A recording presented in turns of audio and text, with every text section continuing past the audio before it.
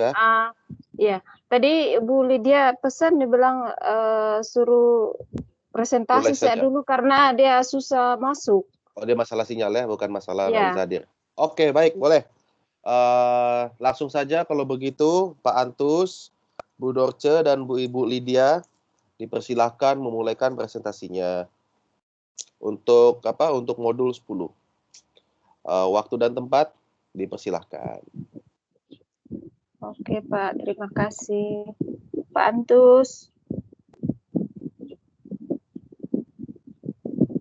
Oke, baik. Terima kasih Pak Ilyas. Ini selamat siang sekali lagi buat kita semua. Selamat siang. Baik.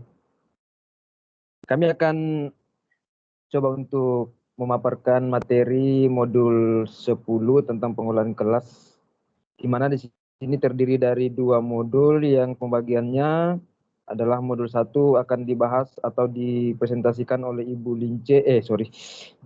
Dorce, dan modul 2 sebenarnya dipresentasikan oleh Ibu Lydia, tapi oleh karena yang bersangkutan ada masalah, ada kendala jaringan, jadi mungkin akan saya handle di situ. Tapi kalau yang bersangkutan masuk bersama dengan kita di room ini, mungkin yang bersangkutan akan mempresentasikan. Oke, untuk mengefisiensikan waktu, langsung saja ke Ibu Dorce untuk menyampaikan atau memaparkan materinya. Terima kasih.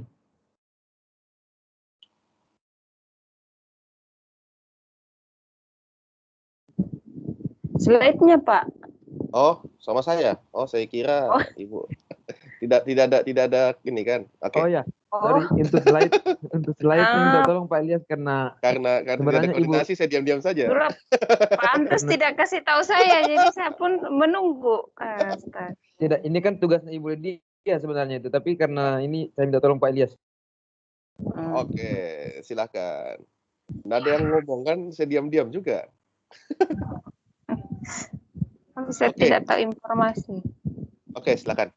Oke, selamat siang menjelang sore semua teman-teman, terutama pada Pak Ilyas. Terima kasih karena diberi kepercayaan sekali lagi untuk mempresentasikan modul 10 bersama teman saya Pak Mariatus dengan Bu Lydia.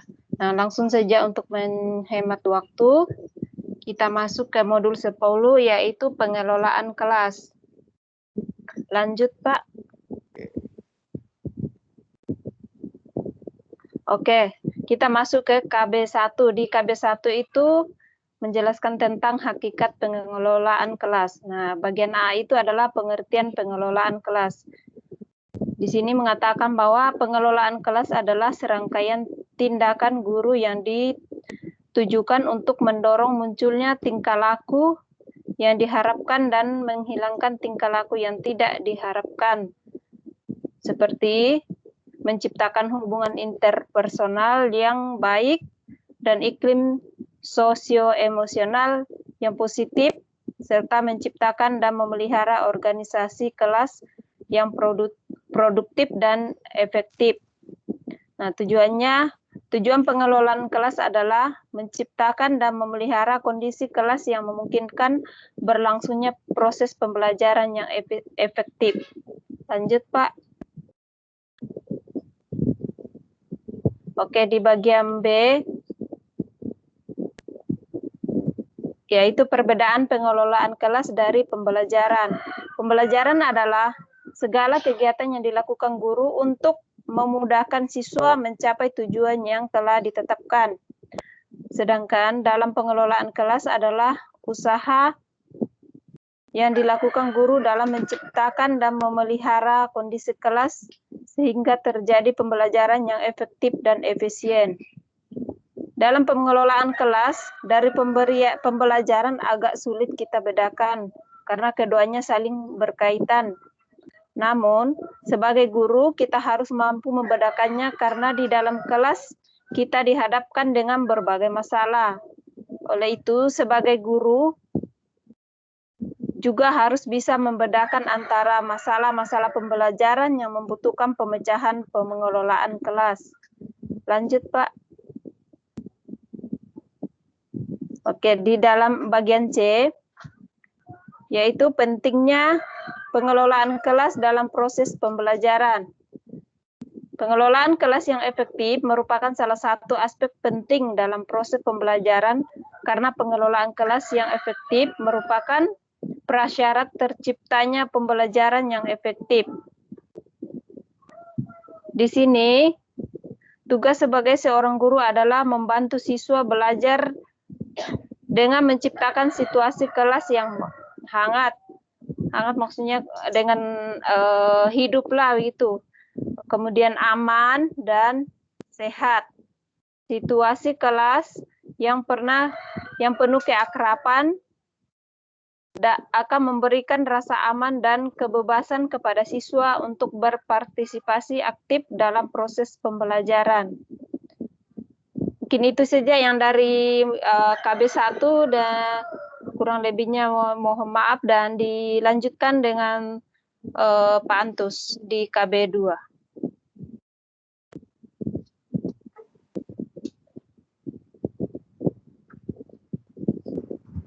Oke, baik. Ibu Lidianya belum masuk ya? Ibu Lydia. Belum, Pak. Boleh bantu sendal aja. Halo. Aduh. Oke, Bu Lydia. Finally. Baru dapat masuk, Pak. Oke, Bu Lydia, silakan. Silakan langsung suruh presentasi. Ingatkan langsung masuk makan ini. Silakan Bu Lydia. Waktu dan tempat dipersilakan Bu Lydia. Oke, terima kasih ya Pak. Lihat sedikit Pak kamu. Oke, saya lanjut di kegiatan belajar 2 yaitu penataan lingkungan kelas. Di poin A, penataan lingkungan fisik kelas. Pengelolaan kelas yang efektif bermula dari penataan ruangan kelas dan isinya. Apa yang sebaiknya dilakukan guru dalam menata ruangan kelas dan isinya sehingga kelas menjadi lingkungan yang menarik dan efektif untuk proses pembelajaran. Merupakan pertanyaan yang akan kita bahas dalam topik ini.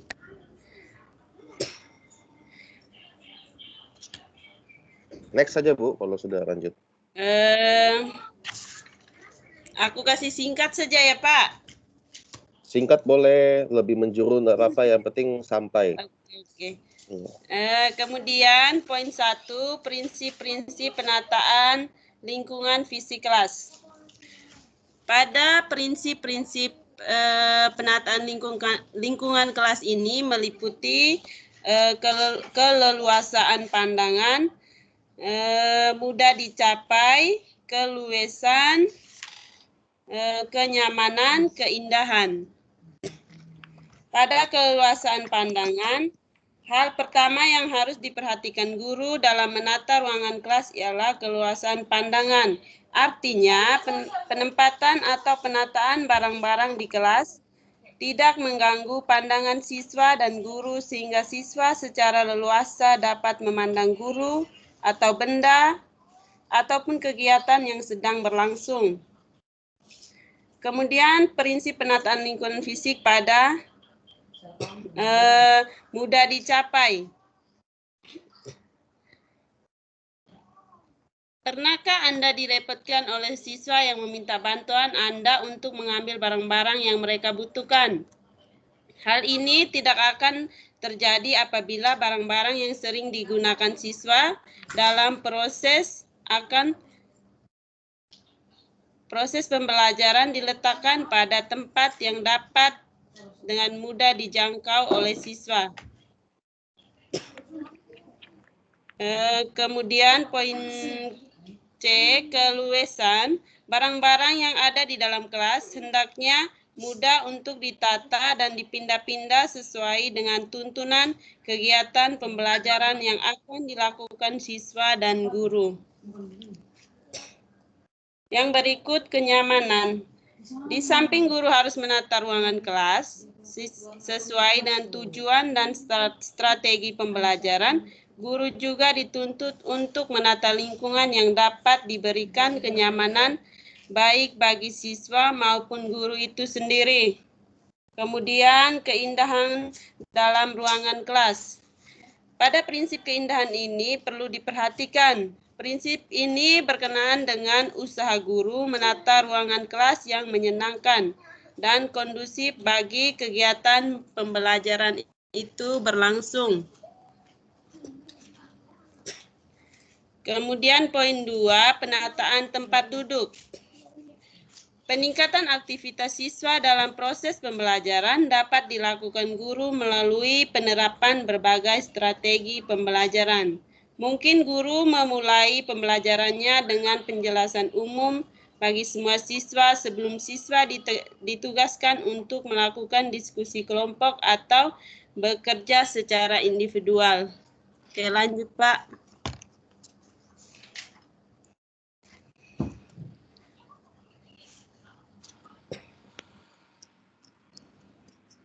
Oke, Bu Lydia.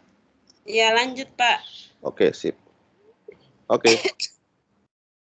Oke, sudah dapat sinyalnya kali. Short. Nampak sudah? Ya.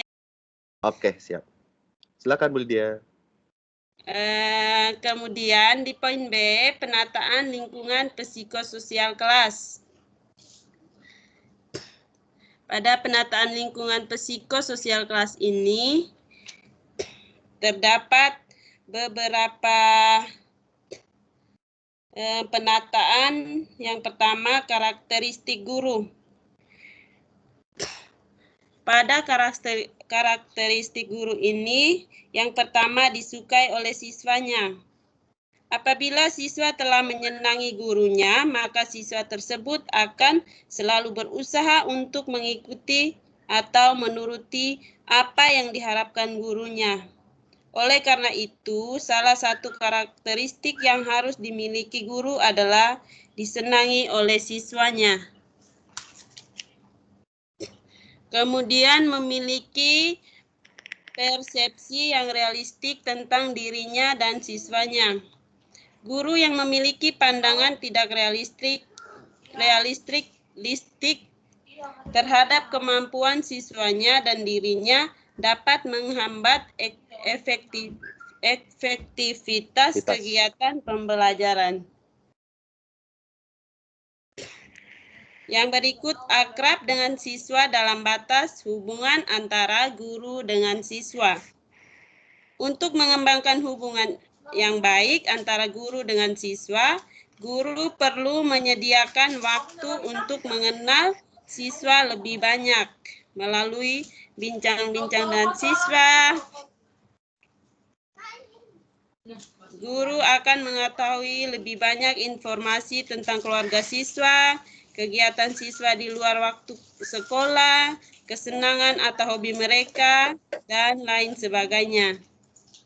Yang berikut bersikap positif terhadap pertanyaan atau respon siswa. Bagi beberapa guru, terutama guru yang baru dan kurang menguasai materi pelajaran, pertanyaan yang diajukan siswa seringkali dianggap sebagai ujian.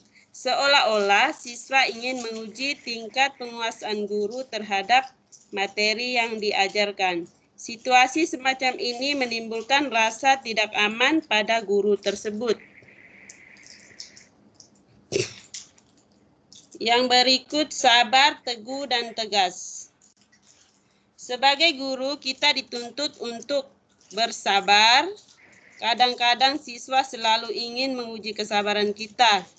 Menghadapi siswa yang memang cukup lambat dalam menangkap atau memahami sesuatu, guru dituntut untuk bersabar. Apabila guru tersebut tidak bersabar, siswa akan merasa ketakutan untuk mengajukan masalah yang dihadapi. Kemudian poin 2, hubungan sosial antar siswa.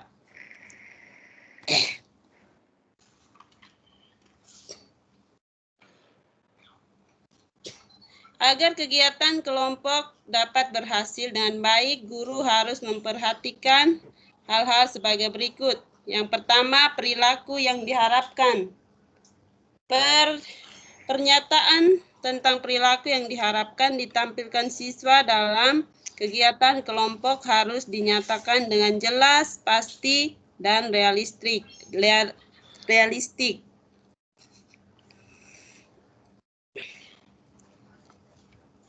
Yang berikut fungsi kepemimpinan.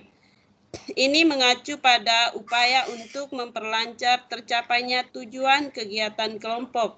Guru hendaknya menciptakan kegiatan kelompok yang tidak didominasi oleh seseorang dan atau beberapa orang siswa, tetapi yang memberikan kesempatan kepada semua anggota kelompok berperan serta dan bekerja sama dalam mengerjakan tugas kelompok. Yang berikut, pola persahabatan siswa.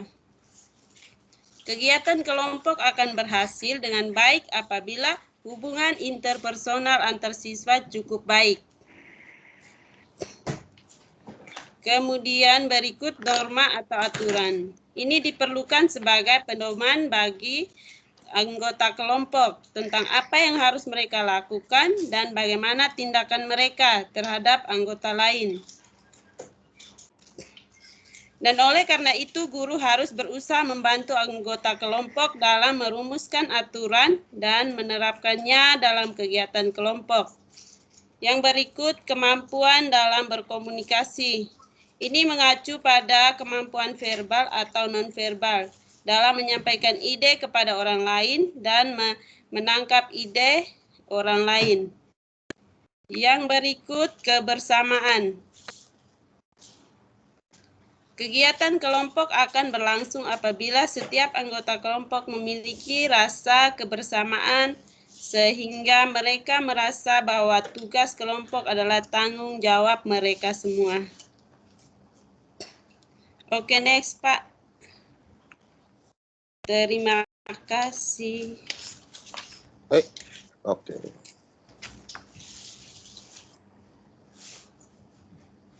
Oke. Baik.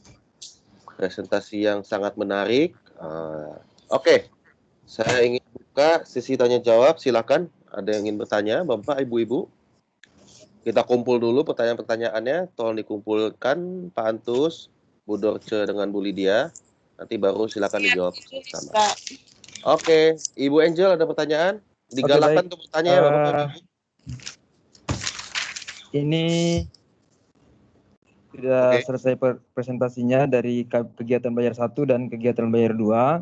Jadi untuk bagian pertama minta Ibu Lydia untuk bisa mencatat ya pertanyaannya, nanti kemudian setelah bertanya baru kita jawab. Jadi karena kami dalam kelompok ini sudah pembagian tugas, di mana kegiatan belajar 1 sudah dibahas oleh Ibu Dorce dan kegiatan belajar 2 dibahas oleh Ibu Lydia, dan untuk menjawab pertanyaan akan dijawab oleh saya sendiri dan nanti ditambahkan oleh teman-teman yang lain. Silakan Bu Angel, Pak ini. Saya ingin semuanya berpartisipasi ya. Oke, silakan. Tanya. Oke, 1, 2, 3, 4, 5. Atau mungkin nggak ada yang ini, atau pada keluar semua kah? Atau masih ada lagi? Masih di sini, Pak. Oke, silakan bertanya. Oke lah, saya bertanya lah. Saya bertanya ke Pak Antus. Pertanyaan apa kesulitan dalam kelas, Kak? Tuh. Dalam mengajar, Kak? Oke. Ada yang bertanya? Saya, Pak.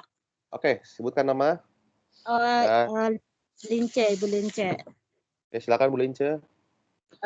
Tadi Ibu Lydia sudah menjelaskan sedikit bahwa murid itu atau siswa itu kadang menguji seorang guru.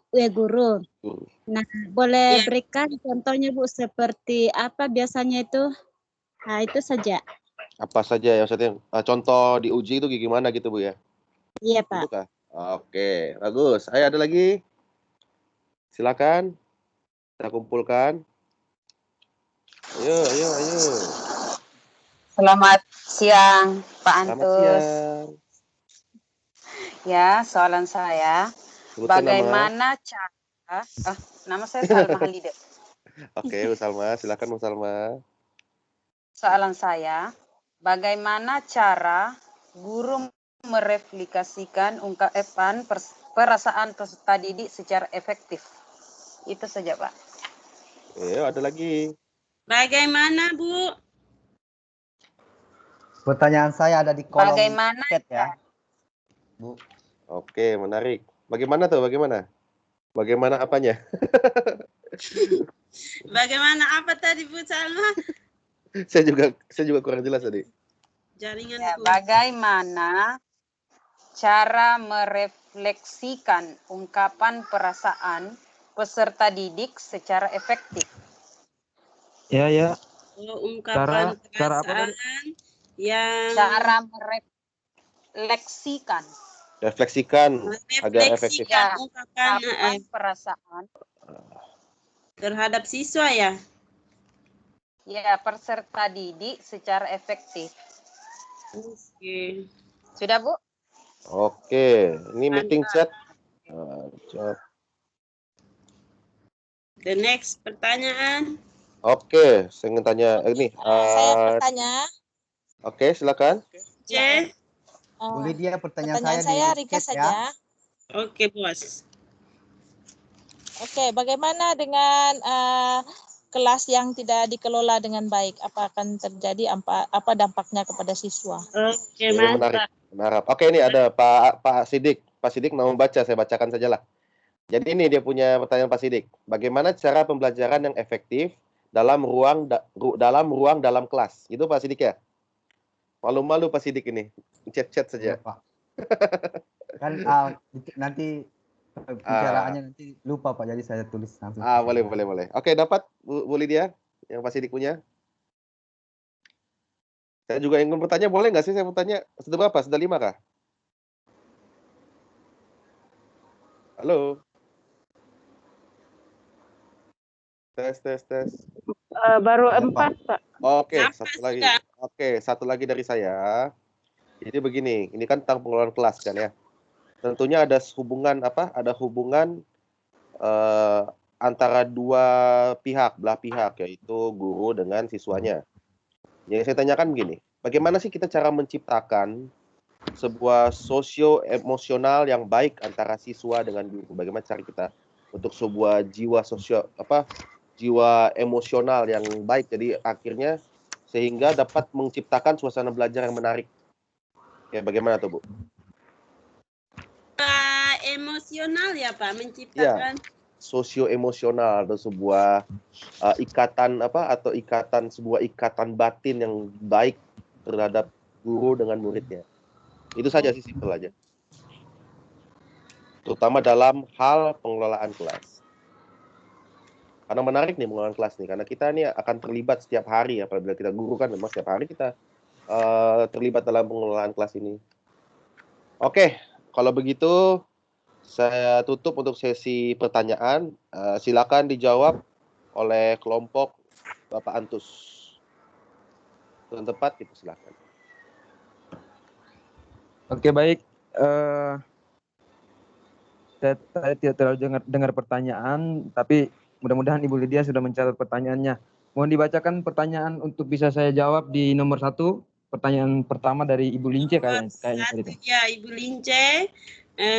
Contoh apa siswa menguji kesabaran kita itu apa saja yang dapat siswa tersebut menguji kesabaran kita? Contohnya, Pak. Oke. Contoh siswa menguji kesabaran seorang guru, kemudian guru itu akhirnya bagaimana pengelolaan yang efektifnya seperti apa, kira-kira seperti itu. Nah, jadi kebanyakan biasanya itu siswa itu antara sengaja dan tidak, mereka biasa menguji guru dengan cara misalkan mereka ribut dalam kelas, seperti itu. Artinya selalu tidak mengumpulkan tugas, selalu tidak mengerjakan pekerjaan-pekerjaan yang pada saat proses pembelajaran itu berlangsung diminta oleh guru untuk mengerjakan. Itu kebanyakan siswa-siswa yang punya karakter yang istilah dikategorikan sebagai siswa yang nakal, yang selalu berulah di dalam kelas atau di dalam satu sekolah. Itu kebanyakan menguji kesabaran seorang guru itu seperti itu. Jadi kadang kalau guru tidak sabar, maka dia akan melakukan satu tindakan-tindakan emosional yang terlalu berlebihan sehingga renggangnya hubungan atau tidak terciptanya sosial psikologi tadi itu hubungan atau emosional soal sosial antara siswa dengan guru itu sudah menjadi renggang. Jadi contohnya itu misalkan seperti tadi anak-anak itu biasa membuat ulah-ulah yang dimana di luar dari dugaan seorang guru itu sendiri, Ibu Lince. Oke, maaf Pak Antus, biar presentasinya lebih menarik, bagaimana kalau Pak Antus, Ibu Dorce dengan Ibu Lydia buka kameranya? Saya sempat terpikiran nih. Kita rindu juga kan karena ini kelas terakhir kan. Bolehlah kita nampak saling bertatap muka. Oke, silakan Pak Antus. Nah, yang presentasi nanti berikutnya, yang kelas selanjutnya juga seperti itu. Oke, lanjut Pak Antus. Nah, Bu Lince. Saya juga on kamera deh. Ya bentar Pak ya, sorry tadi ada orang datang minta masker. Oh.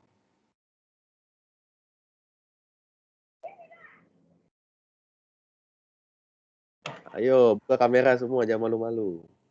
Halo, bisa dengar suara saya? Bisa, Pak Antus.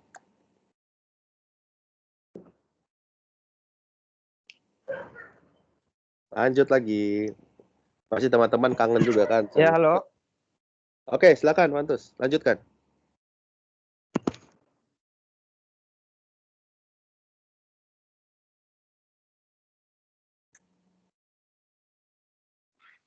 Halo. Yuk, halo.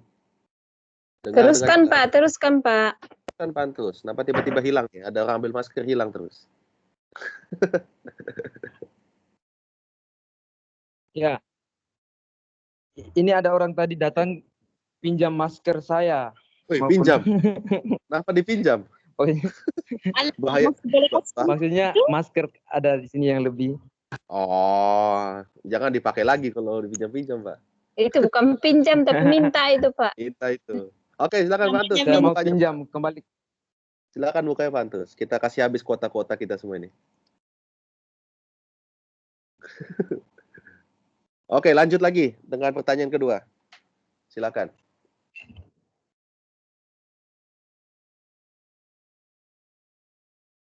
Oke, baik.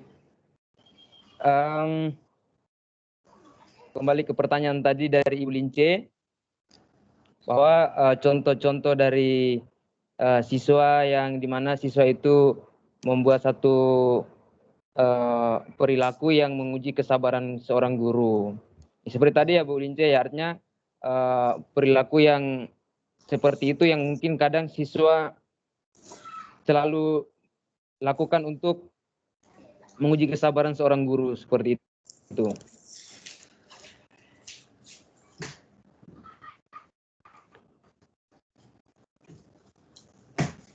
Oke, Bu Lydia, apa pertanyaannya? Silakan. Oke, lanjut. Yang kedua. Nomor 2, bagaimana cara merefleksikan ungkapan perasaan terhadap siswa secara efektif?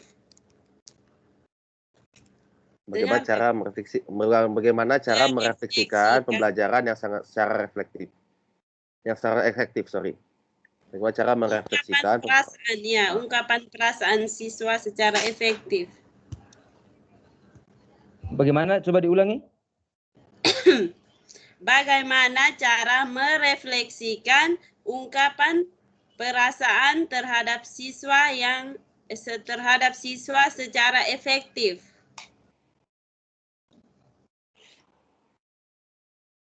Oke, ungkapan perasaan yang secara efektif itu mungkin yang sesuai atau yang secara realistik ya, artinya mengacu pada upaya untuk memperlancar tercapainya suatu tujuan kegiatan dalam kelompok.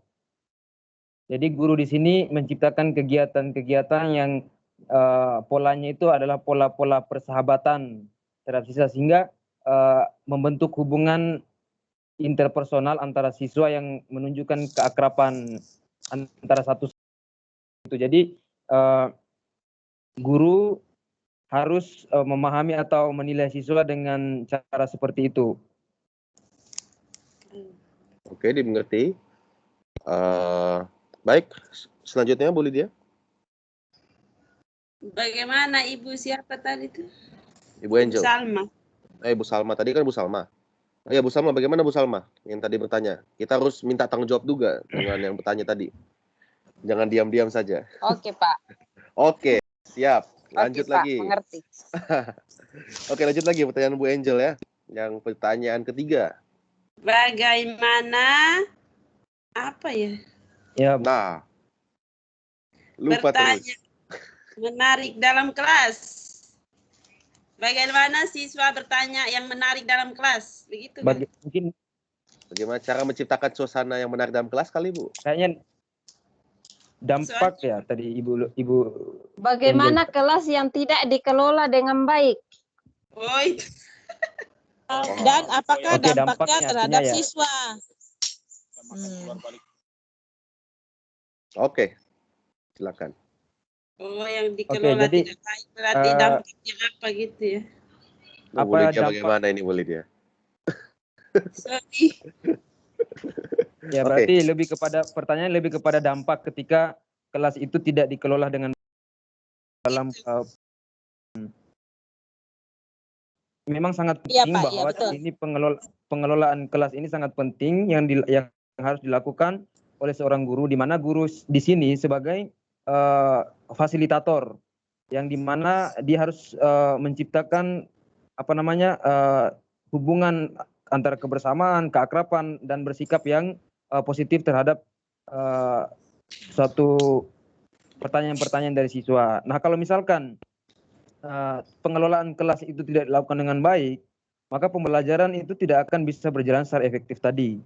Jadi pembelajaran itu tidak akan mungkin berjalan secara efektif apabila guru tidak melakukan suatu pengelolaan kelas dengan baik, di mana menjaga satu kebersamaan atau mungkin tidak terlalu paham tentang karakter siswa, yang di mana siswa itu selalu menunjukkan karakter-karakter yang di luar dari dugaan seorang guru yang mengakibatkan guru menjadi emosional, akhirnya tujuan pembelajar itu tidak dapat tercapai. Jadi keaktifan daripada seorang siswa itu sangat diharapkan yang dimana diciptakan oleh seorang guru itu sendiri, sehingga proses pembelajaran itu berlangsung dengan efektif dan baik, sehingga pencapaian juga ada pencapaian yang didapat pada saat pembelajaran seperti itu. Jadi sangat berdampak sekali kalau misalkan sekolah atau kelas atau ruangan itu tidak dikelola dengan baik dari seorang guru seperti itu. Oke, mengerti. Bagaimana Bu Angel tanggapannya?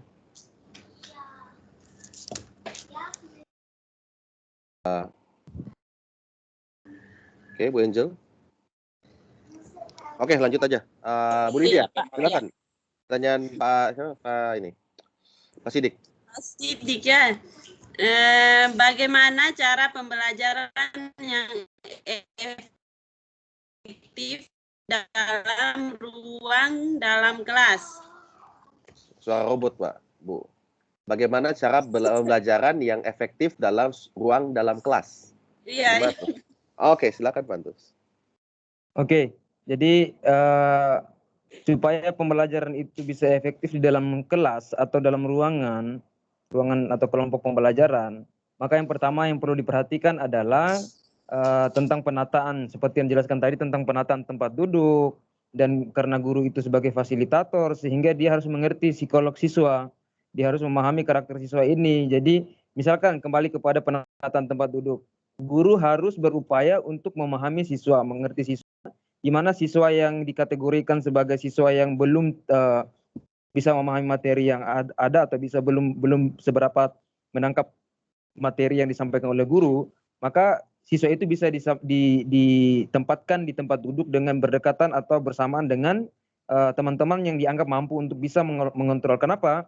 Karena kadang pembelajaran siswa itu biasanya datang atau lebih efektif itu biasanya datang dari pengaruh dari seorang teman atau pengaruh dari guru itu sendiri, di mana tadi sudah dijelaskan bahwa guru akan lebih mudah untuk memahami siswa dengan mengerti siswa dan berupaya untuk bisa lebih dekat dengan siswa, memahami siswa, mengetahui kira-kira cita-cita cita-cita siswa itu seperti apa, yang diinginkan itu seperti apa, kemudian mau diarahkan kemana anak ini seperti itu. Jadi untuk di dalam kelas maka kita harus melihat, dan misalkan anak-anak yang dimana dianggap kurang memperhatikan pembelajaran di dalam kelas, maka dia tidak bisa ditempatkan di tempat duduk misalkan di paling belakang, atau siswa yang misalkan selalu ribut, dan siswa yang pokoknya di dalam kelas itu misalkan di antara dua orang itu sukanya ribut, nggak bisa kita dudukkan berdekatan atau bersamaan, karena itu tidak mungkin akan efektif pembelajaran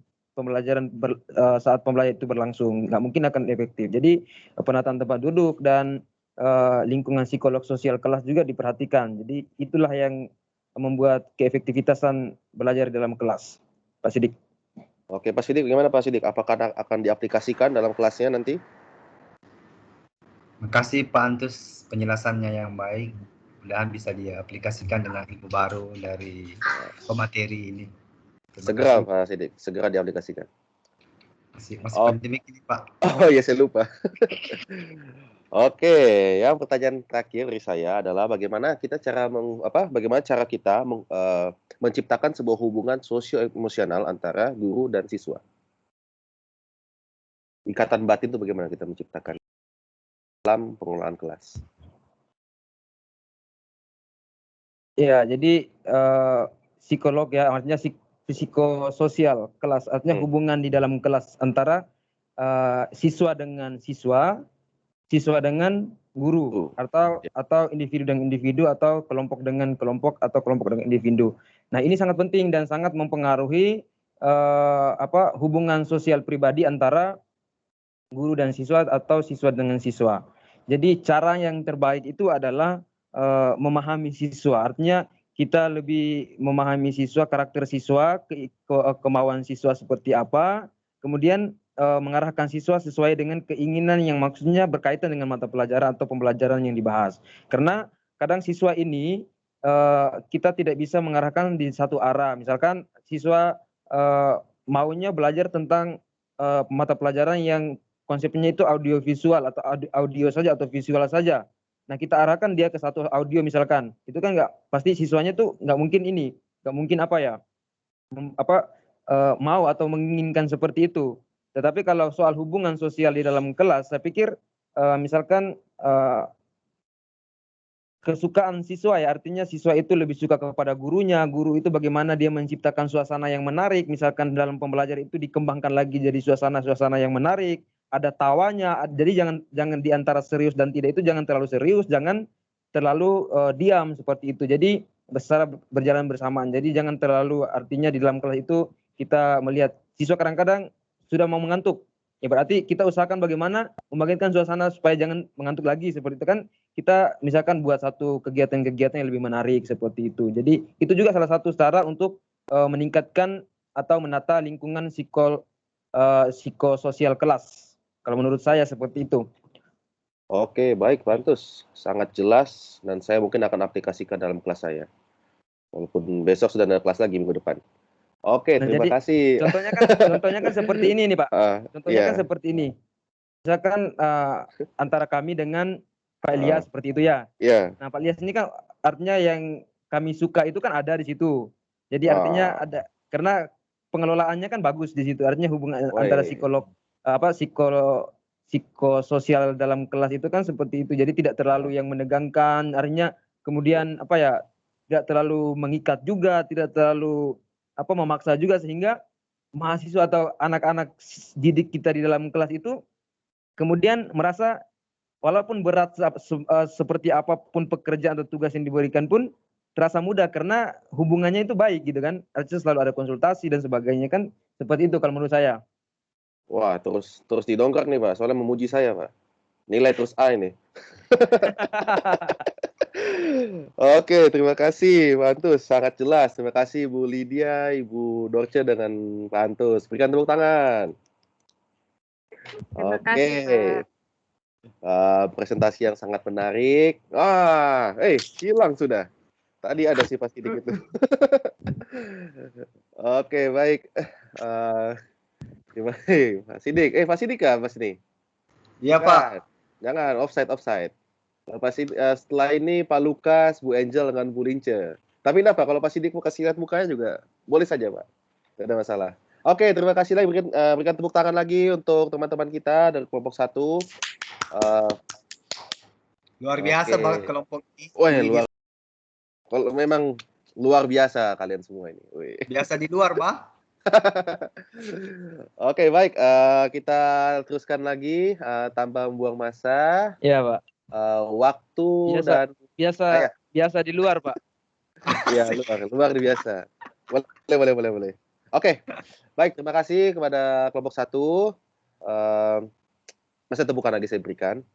Oke, seterusnya kita akan proceed kepada kelompok kedua bagi Ibu Lince, Ibu Angel dengan dengan Pak Lukas, dengan Pak Lukas. Dipersilahkan, waktu dan tempat dipersilahkan.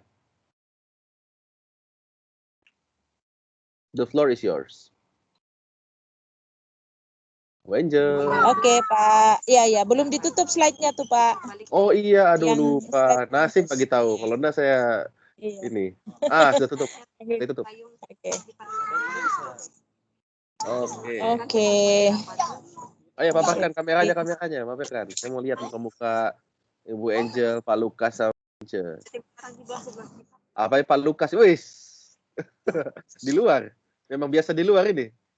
Ya, di luar, Pak. Iya, biasanya di luar. Oke. Jadi sedang saya pembentangan sedang on videonya, Pak. Boleh kalau mau, kalau enggak pun Ya. apa. Oke, saya tutup video dulu baru saya share screen-nya. Boleh. Jangan dibuka Dua-dua pun videonya. boleh, Pak. Dua-dua pun boleh, Pak. Pak Lukas. Oke, Bu Lince, mana Bu Lince? Silakan, mana kehadirannya? Bu Lydia offside. Orang pakai bekerja itu sekali. Untuk saya. Saya lihat muka saya sendiri. Iya, sebentar, Pak ya. Bu Lydia offside itu. Ya, Bu Lydia masuk grup lain sudah.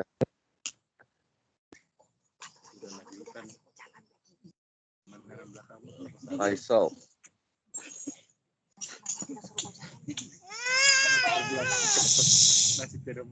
Oke.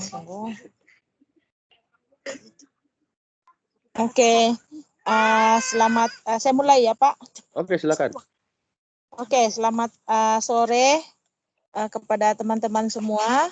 Oke, saya Angelina Losol Stanis diri akan membentangkan presentasi saya pada hari ini di kegiatan 1 modul 6 yaitu disiplin.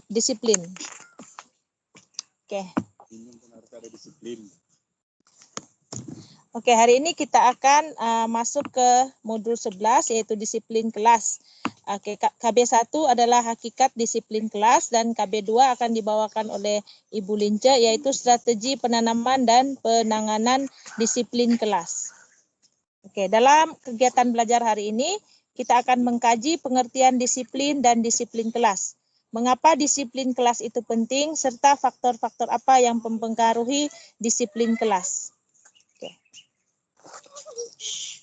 Oke, seperti yang dilihat di dalam gambar diagram di dalam mempunyai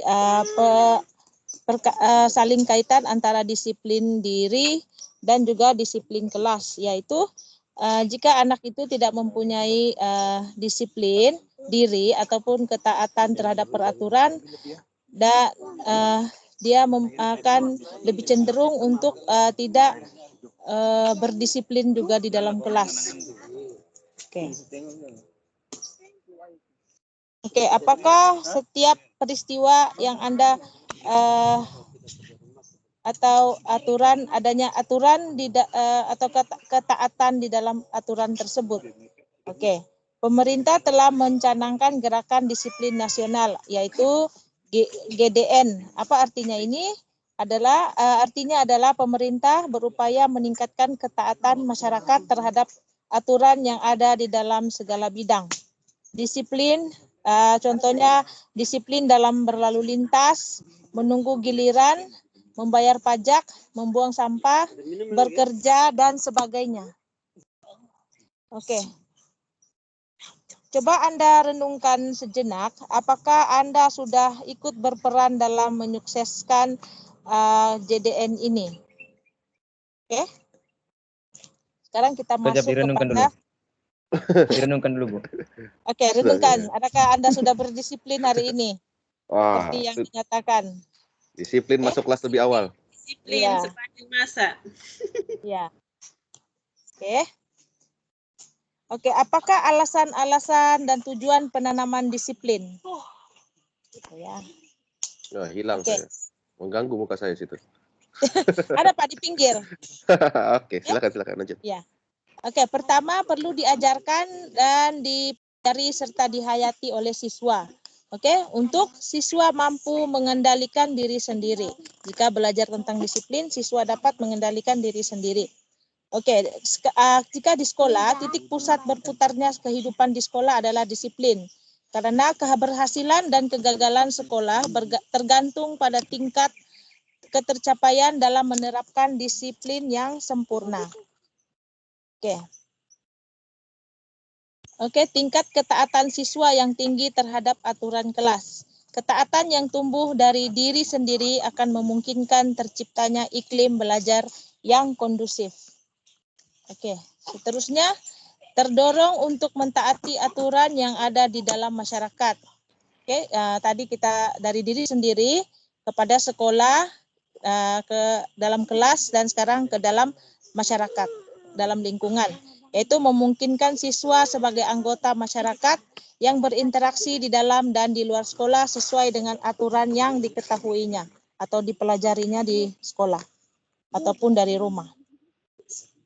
Oke. Seterusnya, faktor-faktor yang mempengaruhi disiplin kelas. Oke, C ya. Oke. Pertama adalah faktor fisik. Oke, seperti yang dituliskan situ adalah wujudnya interaksi.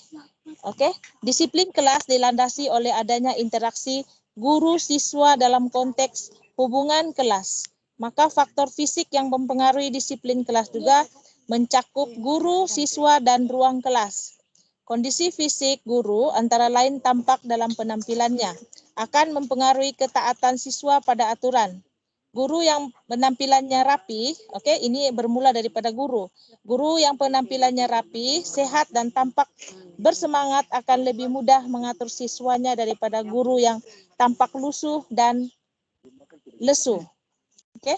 Kondisi fisik siswa yang prima, seperti tampak dalam penampilannya, serta panca indera yang sehat, akan mempengaruhi ketaatan siswa pada aturan. Oke. Ketiga, kondisi fisik ruangan kelas yang mencakup keamanan dan susunan peralatan serta cara penggunaan alat-alat pelajaran juga mempengaruhi tingkat kedisiplinan siswa. Kelas yang berantakan atau yang kondisinya sudah rusak sehingga dapat membahayakan siswa akan dapat mengurangi ketaatan siswa pada aturan.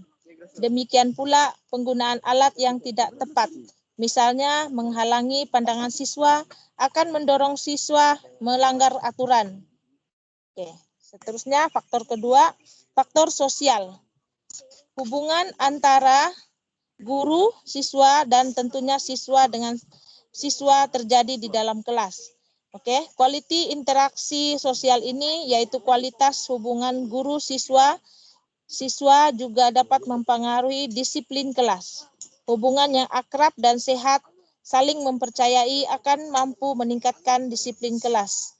Sebaliknya, hubungan yang tidak akrab ataupun tidak sehat, misalnya munculnya rasa iri atau cemburu, serta saling mencurigai akan mengurangi ketaatan siswa pada aturan kelas. Oke, contohnya kata-kata yang diungkapkan oleh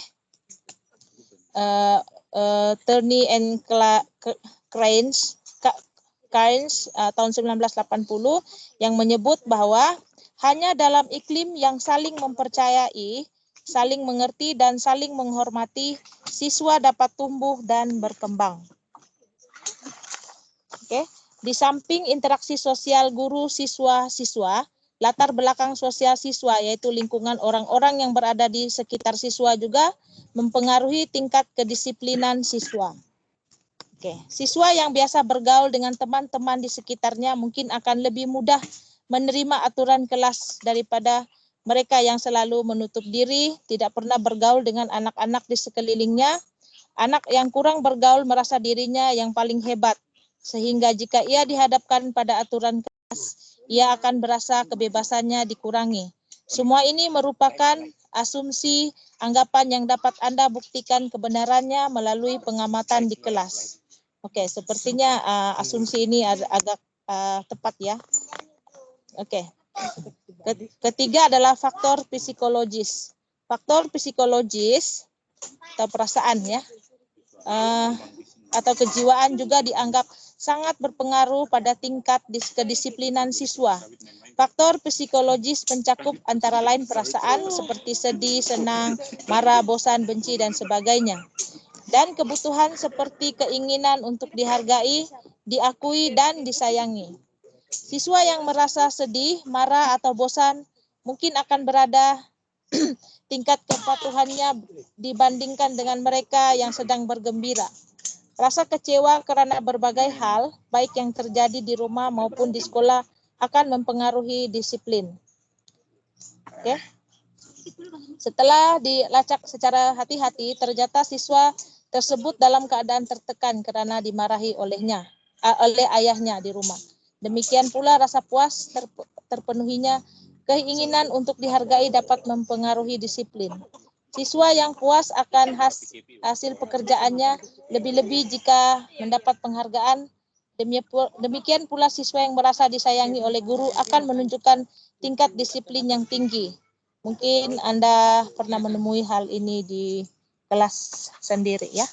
Oke, demikian dari saya di KB1. Sekarang kepada Ibu Lince diserahkan.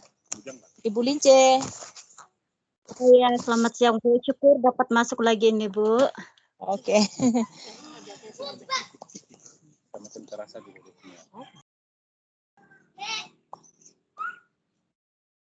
Macam mana menurut perasaan memilih apa ambil? Masih ada perasaan. bercakap sama. Bocor, suaranya bocor. Iya, ya Pak.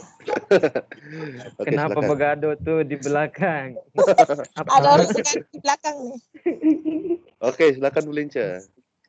Oke, selamat siang Bapak Ibu. Saya akan lanjutkan dari penjelasan di modul 11 ke KB2, yaitu strategi penanaman pandangannya.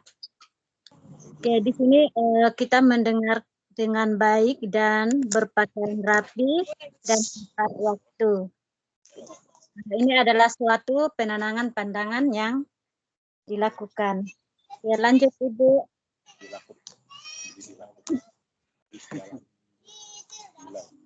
Oke, nah perlunya penenangan, nggak jelas lah. Oke, perlunya penanganan disiplin di kelas. Aduh, saya tidak dapat baca. Oke, itu penanganan gangguan ringan.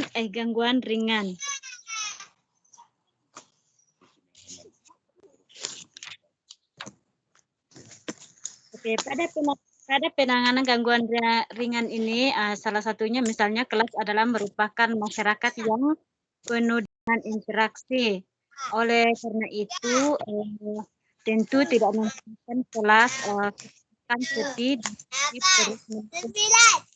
gangguan yang tidak sampai mengganggu ke kelas secara keseluruhan, tentunya sering terjadi.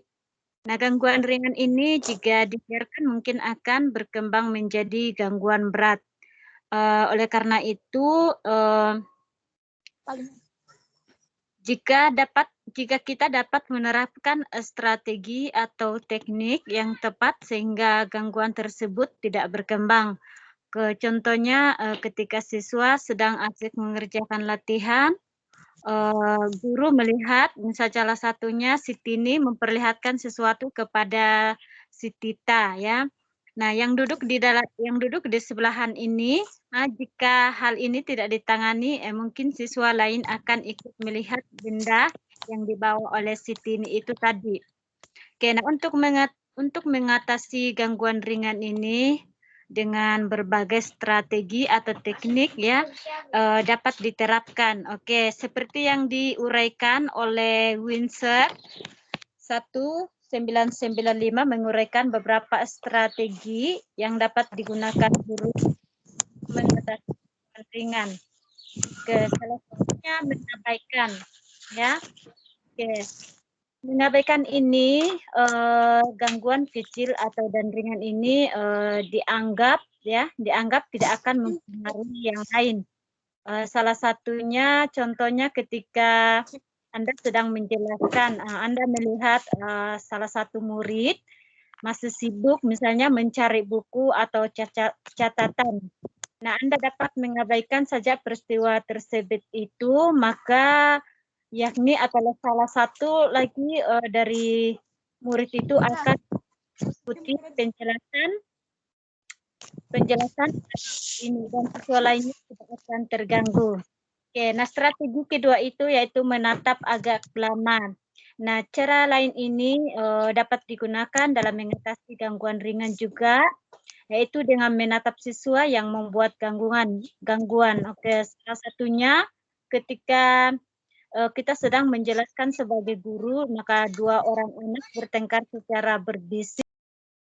Untuk mengatasi gangguan ini, kita akan diam sejenak. Nah, mengingat tampilan mengadakan variasi kesenyapan itu. Oke, yang mengatasi strategi ketiga yaitu menggunakan tanda non-verbal. Nah, tanda non-verbal ini seperti mengangkat tangan atau menaruh tangan telunjuk di atas bibir. Sedangkan yang mendekati, nah untuk strategi untuk mendekati ini gerak yang dilakukan guru itu akan cara perbuatannya sudah diketahui oleh guru. Nah, salah satunya ketika tanya jawab dengan berlangsung. Memanggil nama murid. Memanggil nama murid ini atau siswa ini yang sedang melakukan pelanggaran kecil akan dapat membantu atau memulihkan kedisiplinan kelas asal dilakukan secara dengan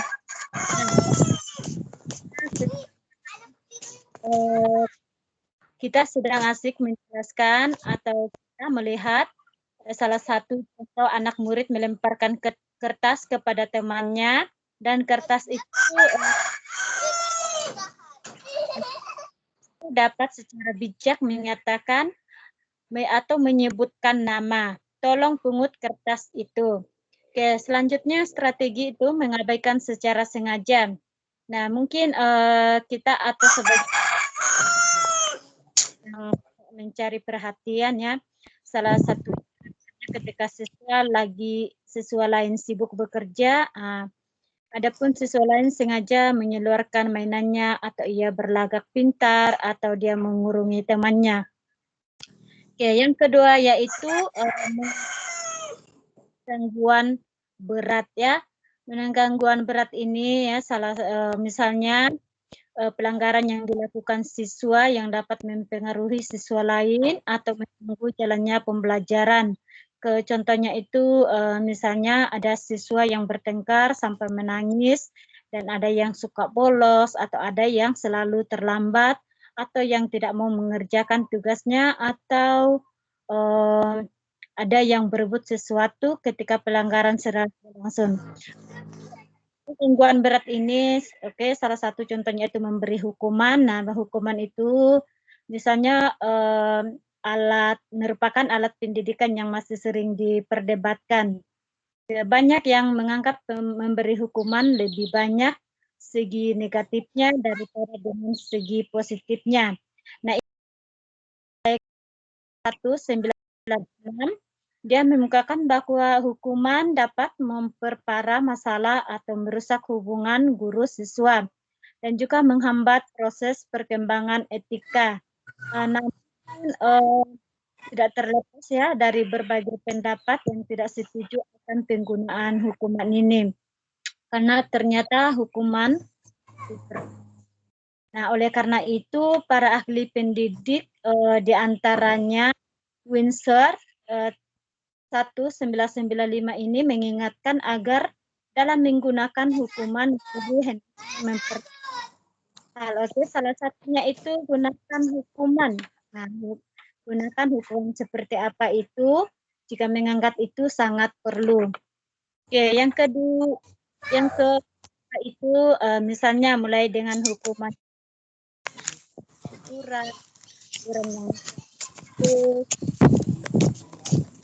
harus diberikan secara adil atau tidak sesuai dengan tingkat pelanggaran. Oke, dan ketika misalnya memberikan hukuman ajarkan juga atau contohkan apa yang semestinya dilakukan oleh siswa itu. Nah, misalnya kita juga sebagai guru berhati-hati dalam memberikan hukuman atau pertimbangan dampaknya bagi siswa, mungkin bagi orang tua dan administrator atau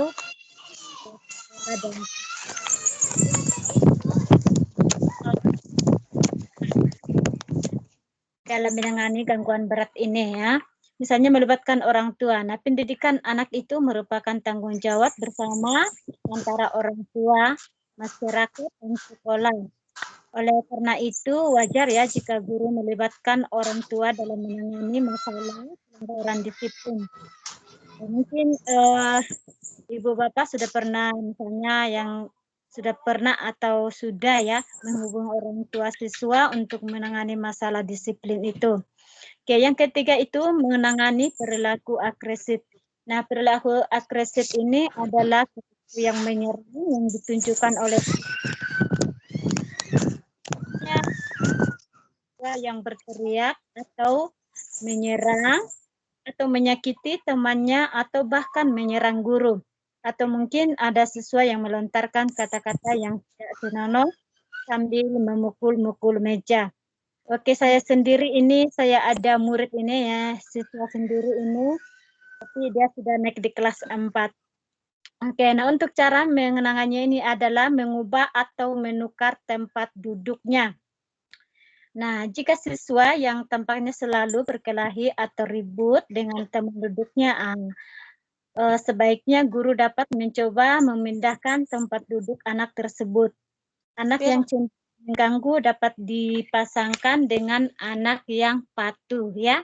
Oke, yang kedua itu, cara kedua itu jangan terjebak dalam konfrontasi atau perselisihan yang tidak perlu ya. Salah satunya kita harus menyadari atau jika kita mengajar di kelas tinggi karena perkembangannya atau anak ingin bebas ya dari kekuasaan melalui misalnya tindakan atau konfrontasi verbal yang kasar. Oke, yang ketiga itu jangan melayani siswa yang agresif ketika hati sedang panas ya, karena ini dapat mengakibatkan anak-anak ini hatinya itulah dia masih panas, jadi apapun yang ada di dalam pikirannya dia akan kasih keluar. Selanjutnya itu hindarkan diri dari mengucapkan kata-kata yang kasar atau yang tidak bersifat hina. Oke. Salah satunya dengan mengucapkan dengan nada marah atau tidak akan menyelesaikan masalah. Bahkan akan memperburuk hubungan guru dengan siswa. Yang ketiga itu konsultasi dengan pihak lain. Nah, ini adalah jika guru dihadapkan pada perilaku agresif yang membahayakan siswa lain atau guru sendiri, sebaiknya guru segera berkonsultasi dengan pihak lain, seperti dengan teman sejawat atau sekolah atau orang lain yang dianggap apakah sebagai guru pernah menghadapi perilaku ya, mudah-mudahan ada. Oke, itu saja presentasi kami dari modul 11. Kurang lebihnya kami mohon maaf. Oke, Pak Lukas mungkin menuliskan pertanyaan Oke, silakan Pak Lukas. Oke, terima kasih Pak Ibu-ibu, Bapak-bapak ya, Oke. Ibu-ibu juga ada. Daripada Ibu-ibu. Oke, apakah ada yang ingin tanyakan? Silakan saya buka sesi tanya jawab. Oke, untuk pertanyaan pertama dari saya boleh. Saya ingin tanya begini. Tadi ada mention tentang hukuman kan? Oke, apabila hukuman itu apabila ada siswa, misalnya siswa ini melakukan kesalahan yang sangat berat dan dia mendapatkan hukuman seperti diskors atau hukuman apa yang tidak boleh masuk kelas gitu kan, selama berapa hari. Apakah itu baik untuk siswa atau mungkin hukuman berat apa sajalah, mungkin dalam hukuman fisik yang dari guru, apakah itu adalah sebuah ganjaran yang baik untuk siswa? Kalau tidak, apa alternatif lain agar siswa yang telah melakukan kesalahan berat itu dia sadarkan perbuatannya dan tidak akan mengulanginya. Itu pertanyaan dari saya. Untuk yang lain bagaimana? Silakan. Saya Pak. Oke, Ibu siapa? Ibu Dorce ya. Iya. Oke, pertanyaan saya di sini itu mengenai kedisiplinan. Nah, pertanyaannya adalah bagaimana cara atau langkah-langkah apa yang kita harus pergunakan untuk menghadapi siswa yang tidak sukar untuk berdisiplin di dalam kelas. Sepertinya pertanyaan ini sama dengan menuju jawaban yang sama dengan Pak Ilyas ya. Digabungkan Pak saja. Ilyas. Mungkin digabungkan Ya, saja. Digabungkan Ya, saja. ya. Oke, ada lagi? Ya. Karena ini kan tentang disiplin kelas kan. Ya, Jadi ya. pasti akan ke ranah di situ-situ saja. Hukuman dengan kedisiplinan, iya. Kurang lebih itu. Ayo Mendisiplinkan yang anak itu presentasi, melalui hukuman. yang presentasi buka kameranya. Oh, Biar kita macam serasa mana? dekat begitu. Oh, macam mana saya mau buka nih Pak? Saya tidak pandai nih. Ada biarlah. Oke, lanjutkan lagi. Silakan, lanjut lagi. Ada lagi pertanyaan? Pak Antus. Tidak afdol kalau nggak dengar pertanyaan dari Pak Antus. Saya Pak. Bertanya boleh, ngetes boleh, nggak ada masalah. Asik. Ini bukan ngetes ini, bertanya saja Pak. Oke, silakan Pak Sidik. Silakan Pak Sidik. Baik Bu Angel dengan Bu Lince, memang tidak dipungkiri di sekolah, setiap sekolah pasti ada aturan dan pasti ada pelanggaran. Aturan dibuat bukan untuk dilanggar. Ya, untuk dilanggar ya. Oke, main. Oke, lanjut Pak. Oke. Saya pribadi Pak, di kelas itu, di sekolah, siapa yang paling nakal itu yang selalu diingat. Iya, selalu dirindu. Kalau musim yang libur. diam, jarang sekali sebut namanya ketika mungkin setelah kita habis sekolah, jarang sekali diingat namanya. Atau bahkan kita lupa, seperti itu. Yang nakal dan yang berprestasi, itu yang selalu kita ingat. Seperti itu. Yang saya menurut saya lah Pak, yang saya alami sekarang ya saya. Oke. Dan sekarang ada program konseling di universitas ya Pak. Ada kan konseling, seperti itu. Dan peranannya hampir sama dengan guru, tapi mungkin kalau di dalam sekolah yang berkelas internasional seperti itu, mungkin saya lihat dia tidak mengajar, hanya konseling saja. Jadi peranan guru itu apabila ada melanggar, bawa ke konseling. Ya, jadi bimbingan konseling. Bimbingan konseling. Jadi yang BK tuh Pak. Iya, BK. Jadi apakah dengan adanya guru konseling ini, mengurangi mengurangi beban guru? Bukan beban ya. Macam mana ya? Kapasitas guru untuk menasihati murid atau menegur murid seperti di tempat atau surat seperti itu. Seperti itu, Bu. Oke, tapi baik. Di sekolah kami belum ada itu, Pak. Apa? Kita mengayakan kalau ada. Ya, kalau ada lah, kalau ada. Di luar. Kalau nggak ada kita bikin ada nanti. Iya. Oke, Bu. Oke, ada Beberapa, Bu. lagi. Oke, terima kasih Mas Sidik. Oke, Pak Antus, silakan Pak.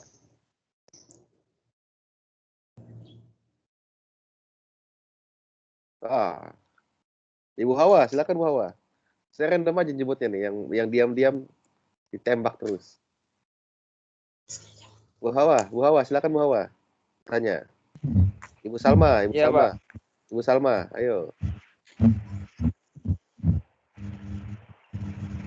Oke, sudah cukup. Oke, baik.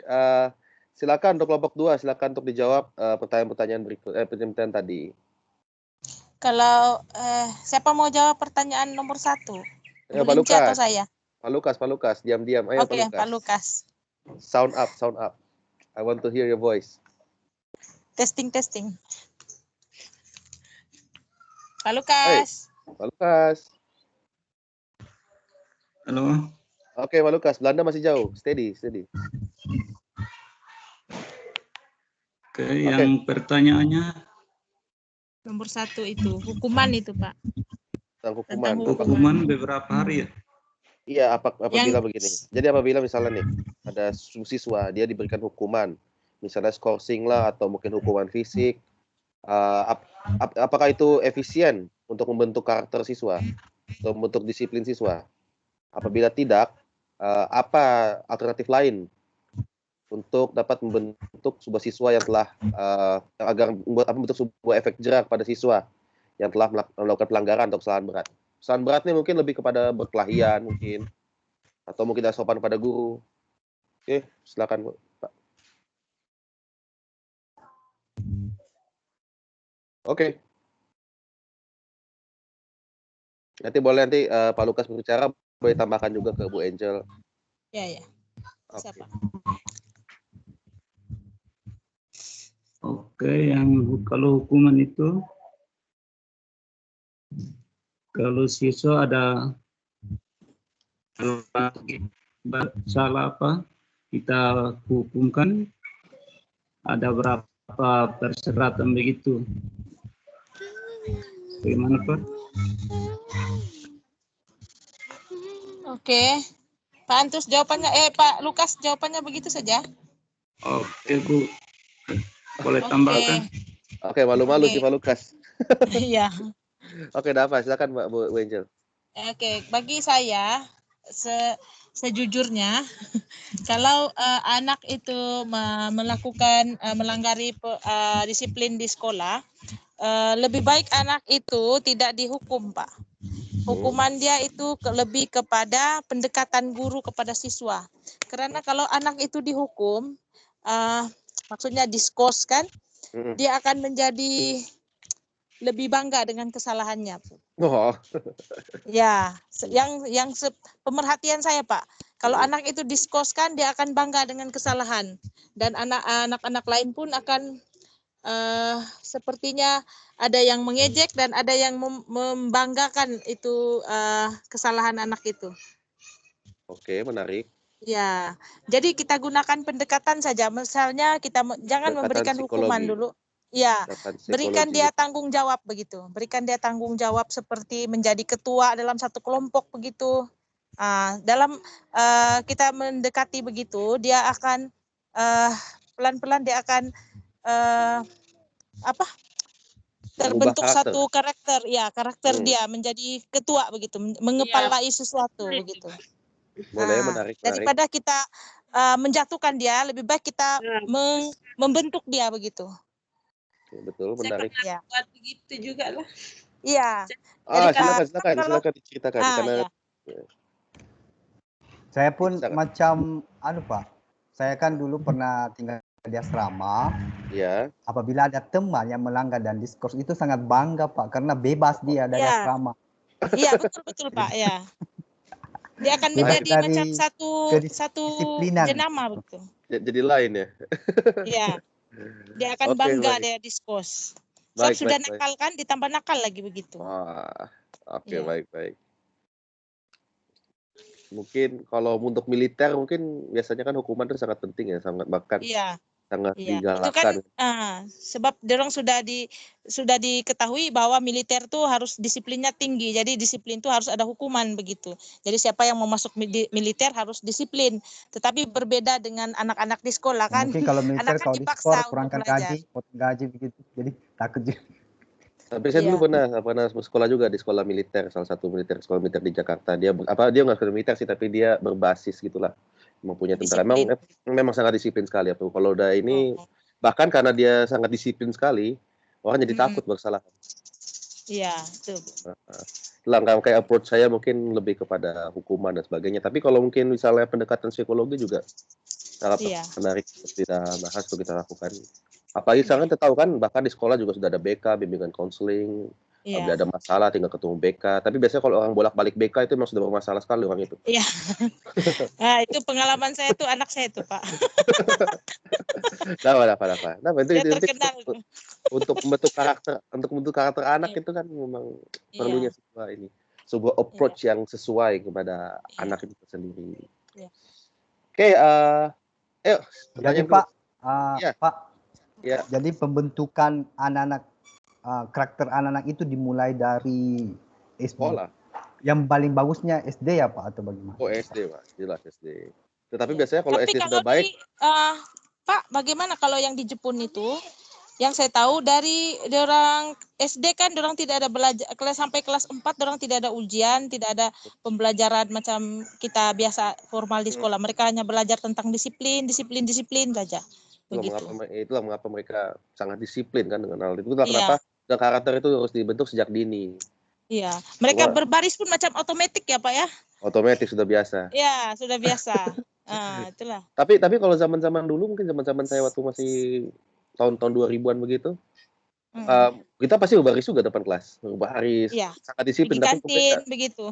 Sangat berbeda dengan yang sekarang kan, sekarang nggak tahu kenapa generasi sekarang kenapa makin mundur ini, saya kurang tahu. Itulah peran kita sebagai guru untuk membenahi lagi itu. Iya. Cabaran guru. Cabaran guru yang apalagi calon-calon guru ini yang milenial, guru milenial. Iya, itu sangat penting itu. Iya. Jadi Ibu Angel bisa disebut guru milenial kah juga itu? Guru untuk kita mengajar di tahun sekarang, jadi kita harus menjadi guru milenial. Generasi Z. Iya. Kalau saya ini generasi Y yang banyak bertanya. Iya. Banyak pertanyaan. Oke, ada lagi? Tadi siapa lagi tadi? Saya lupa lagi. Macam itu saja ya? 3 aja ya? Iya. Apakah semua sama sudah? Pak Sidik. Pak Sidik, ya Pak Sidik. Apa soalnya tadi Pak Sidik? Pak Sidik, saya rasa agak berlainan, boleh dibincang lagi agar kita ingat bagaimana kita bentuk sebuah karakter, terutama dalam disiplin anak. Pertanyaan saya tadi, saya cerita tadi tentang bagaimana pelanggaran di sekolah itu mesti ada, pasti sudah tentu itu. Itu harus. Dan pertanyaan saya tadi kan di universitas sudah lama ada kos, kalau bahasa misalnya kos, kalau di Indonesia jurusan seperti itu. Jurusan konseling seperti itu. Dan peran guru juga apakah peran guru tadi saya cakap nih berkurang atau bagaimana ya? Oh gini, apakah peran guru berkurang apabila ada konseling di situ gitu Pak Sidik ya? Iya Pak. Dalam menerapkan disiplin kepada murid. Ya, artinya tidak ada guru, kalau misalnya ada guru konseling, apakah berhak itu guru menegur di tempat atau langsung membawa ke konseling? Nah, oke, silakan Bu Angel sebagai ketua kelompok. Tiba-tiba ya. Tiba-tiba diangkat kelompok. Oke, bagi saya kalau menegur siswa itu Pak tidak boleh menegur di tempat ramai ya, terutama sekali di tempat kawan-kawannya. Tengok kesalahan dia, kalau kesalahan seperti bising dalam kelas, itu biasa kita menegur langsung. Tetapi ada kesalahan yang harus dibawa ke ruangan BK begitu, macam kesalahan yang lebih berat gitu, seperti bercinta kah begitu. Atau mencuri. Mencuri. Kalau kita menegur di ramai teman, nanti otomatis siswa itu akan malu ataupun tidak berani datang sekolah lagi. Oke, saya ingin tanya satu hal nih Bu, Bapak-Bapak, Ibu-Ibu. Mohon perhatiannya. Sistem poin itu berlaku nggak sih di SD? Oh, yang bobot-bobot itu, Pak. Sistem poin. Apabila poinnya sudah banyak, otomatis akan dikeluarkan gitu. Akan dikeluarkan. Di-merit kan, Pak? Yes, itu dia. Berlaku nggak Merit. Berlaku nggak? Kalau di tempat kami itu tidak, sebab siswa kami kan sedikit, jadi terkawal lah. Tidak perlukan itu poin-poin. Oke ya. Kalau isi kakak berlaku. Di sekolah. Iya. Saya kurang paham soalnya. Waktu saya dulu ada teman saya sampai keluar karena poin tuh. Poinnya kebanyakan keluar dia. Ya, di merit banyak kan? Iya. Oke, pertanyaan saya, apakah itu efektif?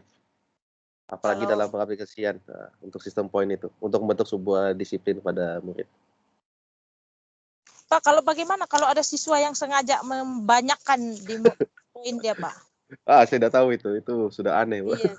Psikologinya berbeda dari siswa yang normal kan, Pak? Itu. Kalau teman saya dulu waktu saya dulu sekolah di itu kan, saya sekolah ada sekolah ini, dia berbasis Islam juga kan. Kalau pacaran ya otomatis poinnya sudah tinggi sekali. Iya. Wah, pacaran di sekolah khususnya. Iya.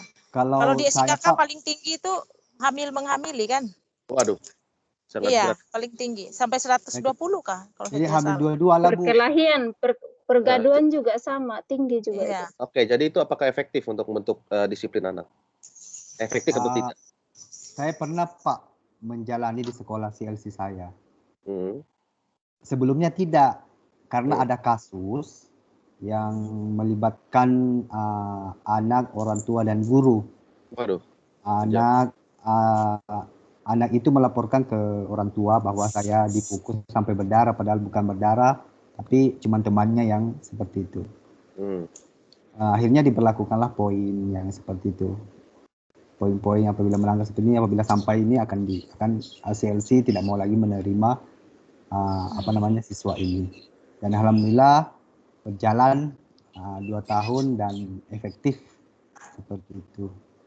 Jadi sistem poinnya efektif ya, sangat efektif sekali ya, karena kita lihat sistem ini diberlakukan juga karena itu sebagai indikator apakah siswa itu betul-betul menjalankan sebuah kedisiplinan atau tidak. Kalau pendapat saya sendiri itu sangat efektif. Karena itulah karena setiap kita berlingkungan, kita berhidup begini, kita ada di sini pun, hidup bernegara pun ada aturan kan, seperti kita hidup di Malaysia, ada aturannya. Terus apalagi kita di sekolah, banyak sekali aturan-aturan di sekolah yang harus kita pahami, harus kita peduli. Itulah kenapa ada divisi kesiswaan. Nah, itu sistem poin ini lebih kepada lebih kepada indikator apakah dia pelanggaran yang sudah tadi ada sebutkan kan, pelanggaran berat, ringan, ringan. Itulah mengapa saya bilang sistem poin sangat penting dalam sekolah. Itu pendapat saya lah. Tapi ada juga ini masih pro and cons lah untuk sistem poin ini. Kadang-kadang karena biasanya juga sebutkan karena misalnya kalau sampai dikeluarkan berarti itu mencederai hak asasi kepada anak itu untuk mendapatkan pendidikan. Kenapa? Kalau semua berkaitan dengan hak memang susah sudah. Memang apalagi sekarang banyak ini kan perlindungan anak dan sebagainya. Tapi at the end of the day, kita sebagai guru harus menanamkan sebuah sifat disiplin kepada murid-murid kita untuk kenapa ini sebagai langkah preventif juga agar jadi kalau mau siswanya berdisiplin, guru harus berdisiplin dulu, Pak, ya. Menjadi contoh begitu. Semua dari guru. Misalnya sekarang sekarang paling mudahnya apa? Paling mudahnya pakai masker, cuci tangan. Kalau gurunya nggak lakukan itu, ya nggak akan mau juga siswanya. Ini ngapain gurunya nggak ngelakuin? Masa saya harus disuruh gitu kan? Loh, kenapa kita ini sebagai contoh atau kita sebagai suri tauladan lah untuk siswa-siswa kita gitu. Dan itulah kenapa pentingnya kita sebagai guru harus membentuk karakter dan karakter berdisiplinan. Oke, apakah ada pertanyaan lagi? Gimana Mas? Jangan malu guru mengutip sampah di depan sekolah. Iya, betul sekali, itu betul sekali. Artinya ada guru yang anggap dirinya guru, dia tidak mau buat kerja-kerja itu. Itu salah itu. Itu betul itu anak. Itu banyak, Pak, banyak. Banyak sekali. Saya juga, sorry itu saya lah. Tapi janganlah kita seperti itu. Biar mereka seperti itu, janganlah kita seperti itu. Sebagai guru mesti mau tunjuk teladan yang bagus. Saya itu sangat paling alergik kalau melihat orang buang sampah sebenarnya saya paling alergik benda itu. Iya. Kalau Indonesia sangat banyak, saya lihat di sini. Untung di Malaysia tidak terlalu berapa, tapi Indonesia sangat banyak. Itulah mengapa kalau saya balik Indonesia, udah ngomel terus saya. Lihat nih apaan sih orang buang sampah sembarangan dibuka Iya. buka jendela, buang. Iya, terus buang, terutama yang di sungai itu, tinggal dekat Betul, sungai itu. betul sekali. Itulah saya paling Iya. energik. Kalau Malaysia saya lihat ya mungkin ada lah, ada beberapa juga sih Ada ya, lah, tapi ada. Ya. ada pasti, tapi lebih berkurang lah dibanding Indonesia. Itulah kenapa Iya. kita sebagai ini tentunya kita harus menciptakan sebuah sifat karakter atau sebuah kebiasaan agar murid kita tidak melakukan hal pelanggaran itu. Itulah kenapa pentingnya sebuah kedisiplinan diimplementasikan kepada setiap siswa. Semua itu tentunya mulai dari diri kita sendiri. Kita tidak disiplin, dia akan ikut tidak disiplin. Oleh itu kita harus disiplin. Menjadi contoh. Betul, tepat sekali. Jadi Pak, contoh itu di Jepang, pendidikan di Jepang itu Pak. Contoh Yang betul sampah. Berbaris tuh. Buang ini aja Pak. Kalau Olimpiade kita lihat kan orang Jepang, dia betul-betul tersusun, dia punya ini pin. Iya. Kalau orang kita berantakan sudah. Itu cara Tapi Pak, kalau berbaris, menanamkan biasa karakternya berbaris. itu Pak. Oi. Pak, kalau biasa berbaris sejak dari kecil sampai dia sudah besar, yang ini psikologinya, rasuah ataupun korupsi itu kurang ya Pak ya? Kalau Pasti biasa ya. berbaris. Kalau biasa disiplin lebih tepatnya Bu. Ya disiplin dalam berbaris. Iya. Nah, sekarang ini coba kan, sekarang juga kan orang juga suka berbaris kita kan kalau kita masuk toko masuk apa berbaris juga kan. Walaupun saya tengok berbarisnya kadang-kadang senget-senget. Mungkin kalau di Jepun tidak seperti itu, mungkin lurus barisannya. Lurus, ya betul. Kalau Indonesia psikologinya akan datang tuh lebih banyak tuh. Betul. Dia Kalau punya Indonesia kalau Indonesia dia punya sendal saja di situ. Iya. Orang yang tadi mana? Kalau pergi konsulat itu begitulah tuh. Iya, sendalnya di situ. Iya. Terus apa sendalnya orangnya di mana tadi? Lain tempat ya. Macam-macam dicop gitu kan. Itulah mengapa kita harus melakukan sebuah langkah preventif agar nanti peserta didik kita melakukan hal yang sama. Ya, betul. Kan? Gitu. Oke, terima kasih Bapak dan Ibu. Oke. Ibu Lince, Pak Lukas dengan Bu Angel, terima kasih banyak atas presentasinya. Berikan tepukan.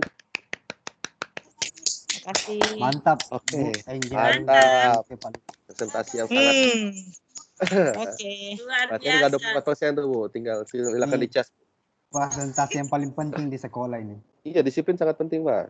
Iya, paling penting disiplin ya. Paling utama itu disiplin dulu. Setelah disiplin, motivasi dulu, baru disiplin. Kalau gurunya tidak disiplin. Ya, guru harus disiplin dulu. Tepat sekali. Oke, lanjut lagi. Mohon di on kameranya, Bapak Sidik, Bu Hawa dengan Ibu Salma. Semangat Pak Sidik. Pak Sidik, lama nggak jumpa Pak Sidik. Oke. Boleh di waktu dan tempat dipersilakan Pak Sidik untuk presentasi modul ke-12. The floor is yours. Oke, halo. Halo. Dengar. Oke, bismillahirrahmanirrahim. Ada cinta di situ. Assalamualaikum warahmatullahi wabarakatuh. Selamat sore. Waalaikumsalam. Salam sejahtera buat kita semua. Alhamdulillah kita kembali lagi di pembelajaran modul 12. Tanpa berlama-lama untuk mengefisienkan waktu, saya persilahkan untuk Watia dan Bu Salma untuk menjelaskan KB 1.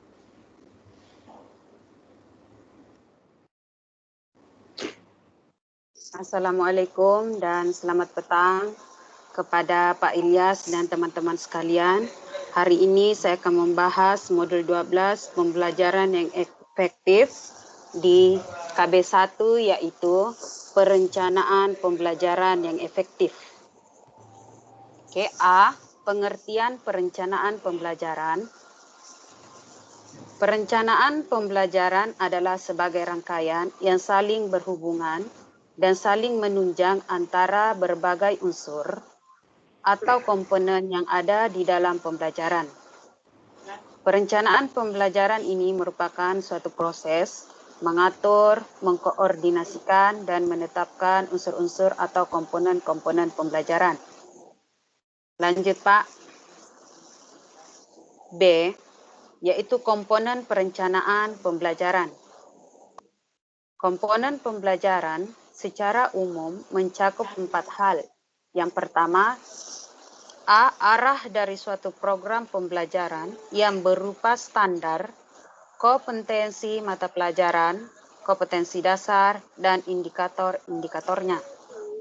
B, isi atau materi yang harus diberikan untuk mencapai kompetensi. C, strategi pelaksanaan pembelajaran. D, penilaian yang digunakan untuk mengukur tingkat keberhasilan pembelajaran. Lanjut Pak. C, prinsip perencanaan pembelajaran. Pembelajaran merupakan kurikulum secara makro yang menggambarkan tujuan dan kompetensi, materi dan isi pembelajaran, kegiatan belajar, dan alat evaluasi yang digunakan. Efektivitas perencanaan pembelajaran tersebut sangat dipengaruhi oleh beberapa prinsip dalam pembelajaran. Ya, di sini ada 7 prinsip, yaitu yang pertama, perencanaan pembelajaran harus berdasarkan kondisi siswa. Yang kedua, perencanaan pembelajaran harus berdasarkan kurikulum yang berlaku. Yang ketiga, perencanaan pembelajaran harus berdasarkan memperhitungkan waktu yang tersedia. Yang keempat, perencanaan pembelajaran harus merupakan urutan kegiatan belajar mengajar yang sistematis. Yang kelima, perencanaan pembelajaran bila perlu lengkapi dengan lembaran, kerja dan tugas atau lembar observasi. Yang keenam, perencanaan pembelajaran harus bersifat fleksibel. Yang ketujuh, perencanaan pembelajaran harus berdasarkan pada pendekatan sistem yang mengutamakan keterpaduan antara tujuan dan kompetensi, materi, kegiatan belajar, dan evaluasi. Sekian, itu saja dari saya dan akan teman saya Bu Hawatia, dipersilakan.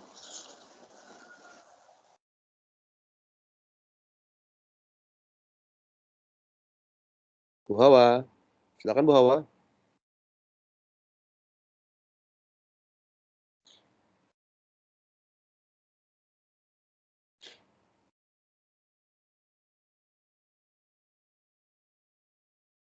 Bu Hawa.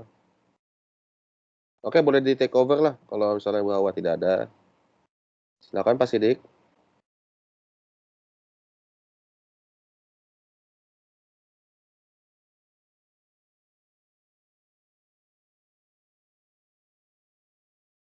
Halo Bu Hawa. Mungkin cari sinyal mungkin. Kehujanan lagi kali Pak. Coba Pak Sidik, boleh take over Pak Sidik. Paham juga materi, Pak. Paham juga materinya kan? Oke. Bu Salma bisa sambung kah? Silakan. Ya, bisa. Oke, Saya sambung saja. Oke, seterusnya D, prosedur perencanaan pembelajaran. Yang pertama, penyusunan silabus. Prosedur perencanaan pembelajaran ini diawali dengan pengembangan silabus, yaitu kurikulum operasional, dilanjutkan dengan penyusunan rencana dan satuan pembelajaran. Silabus ini merupakan program yang bersifat makro yang harus dijabarkan lagi ke dalam program-program pembelajaran yang lebih terperinci. Silabus juga merupakan program yang dilaksanakan untuk jangka waktu yang cukup panjang dan akan menjadi acuan dalam mengembangkan rencana pembelajaran program untuk jangka waktu yang lebih singkat. Lanjut Pak.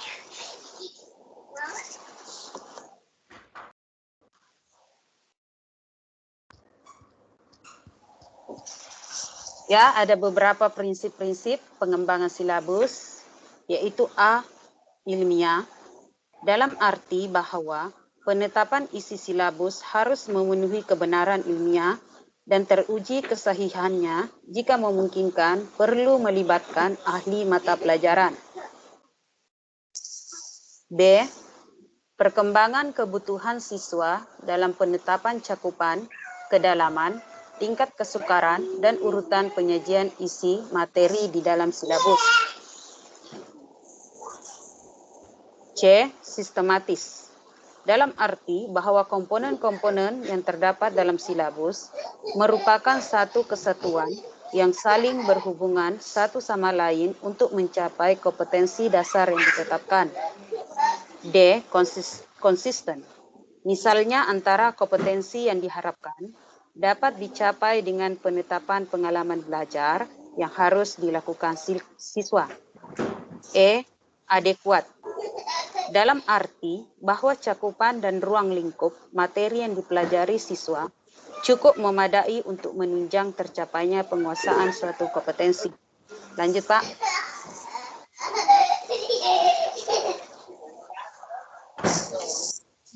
Oke, yang kedua, penyusunan rencana dan satuan pembelajaran.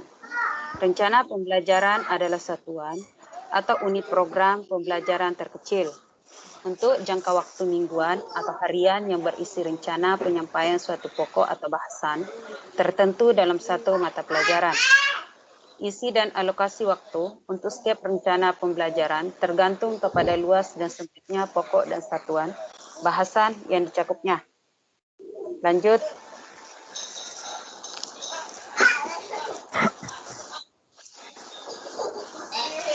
Oke, seterusnya unsur-unsur pokok yang terkandung dalam rencana dan satuan pembelajaran, yaitu ada 6. Yang pertama, identitas mata pelajaran, yaitu nama mata pelajaran, kelas, semester, dan waktu, dan banyaknya jam pertemuan yang dialokasikan. Yang B, kompetensi dasar dan indikator-indikator yang hendak dicapai. C, materi pokok berserta uraiannya yang perlu dipelajari siswa dalam rangka mencapai kompetensi dasar dan indikator. D. Strategi pembelajaran kegiatan pembelajaran secara konkret yang harus dilakukan oleh siswa dalam berinteraksi dengan materi pembelajaran dan sumber belajar untuk menguasai kompetensi dasar dan indikator. E. Alat dan media yang digunakan untuk memperlancar pencapaian kompetensi dasar, serta sumber bahan yang digunakan dalam kegiatan pembelajaran sesuai dengan kompetensi dasar yang harus dikuasai. F. Penilaian dan tindak lanjut prosedur dan instrumen yang akan digunakan untuk menilai pencapaian siswa, serta tindak lanjut hasil penilaian. Lanjut. Saya take over. Oh, oke, sekian saja dari saya. Seterusnya Pak Sidik. Oke, terima kasih Ibu Salma dengan penjelasannya yang mantap sekali. Apa yang dijelaskan tadi Ibu Salma, kurang lebih tadi apa yang dijelaskan tadi oleh Pak Andi dengan Bu Lydia. Ini hanya perkembangannya saja.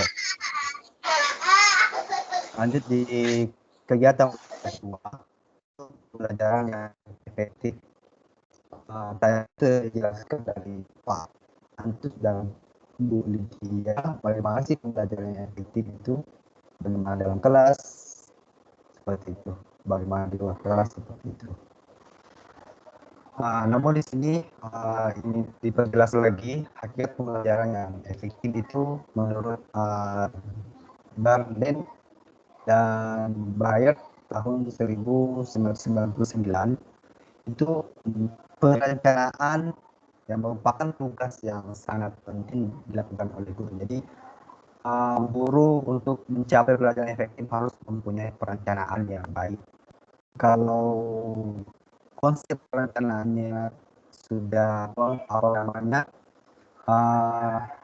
tidak baik atau tidak mencapai tujuan, itu di kegiatan selanjutnya akan terganggu seperti itu. Ketika guru membuat keputusan tentang perencanaan, perlu mempertimbangkan seorang melakukan apa yang urutan peristiwa belajar apa yang akan terjadi dalam peristiwa belajar itu terjadi. Jadi perencanaan guru apa yang akan terjadi di dalam kelas, artinya sudah terkons apa yang akan dilakukan dan terjadi dalam ketika melakukan pembelajaran di dalam kelas itu.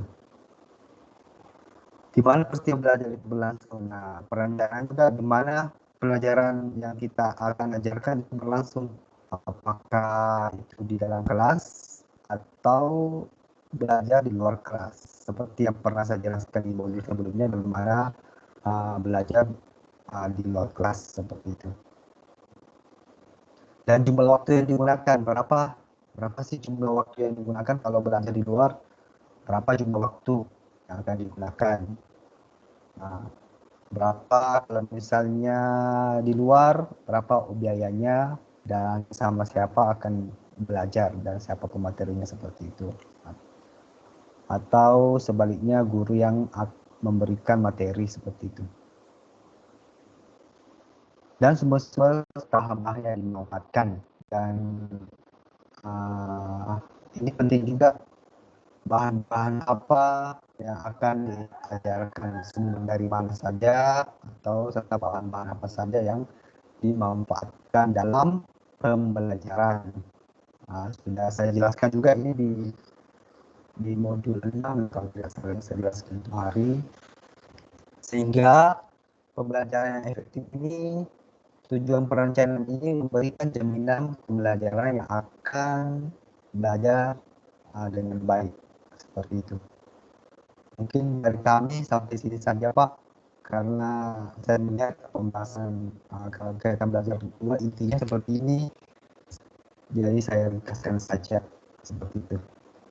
Baik. Terima kasih. Walaupun agak Bapak Sidik agak lambat-lambat mungkin karena sinyal juga, tetapi cukup dipahami juga bagaimana cara kita memberikan suatu pelajaran yang secara efektif, terutama dalam kegiatan di kelas. Oke, baik, kalau begitu saya ingin buka sesi tanya jawab. Silakan. Adakah yang ingin bertanya?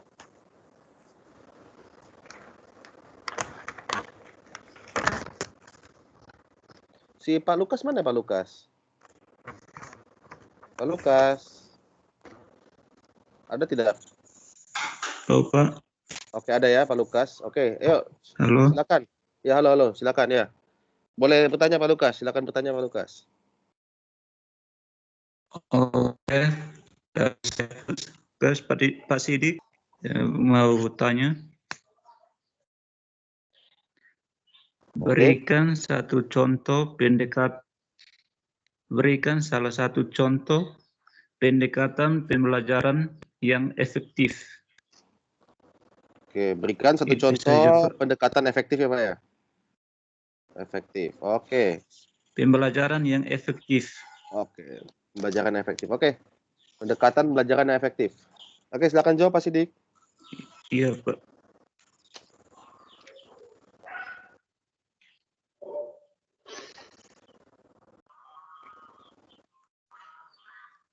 Halo?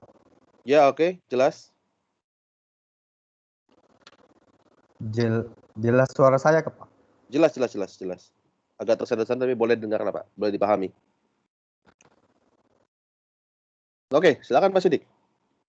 Oke, pertanyaan tadi contoh pendekatan pembelajaran yang efektif. Tadi sudah saya tanyakan juga bagaimana pembelajaran efektif sih di dalam kelas dari Pak Luka, dari saya ke Bu Lydia. Dari Bu Lydia sudah menjawab dengan baik, dan saya cuma meneruskan di sini, menjelaskan kembali contoh pendekatan pembelajaran yang efektif yang di sini adalah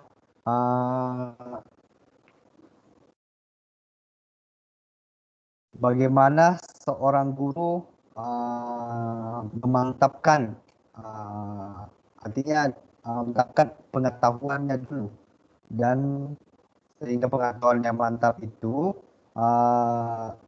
mudah untuk inti pembelajaran yang akan kita bahas di murid, mudah untuk disalurkan, mudah untuk ditransferkan kepada siswa-siswa kita, sehingga keefektifan waktu, alokasi waktu kita tepat dalam pembelajaran seperti itu. sehingga tidak mengakibatkan kalau alokasi waktunya, sehingga tidak mengakibatkan murid misalnya kalau kita misalnya lebih waktu mengambil waktu rehat anak-anak, sehingga mengakibatkan juga anak-anak tidak fokus lagi untuk mengikuti kegiatan pembelajaran seperti itu.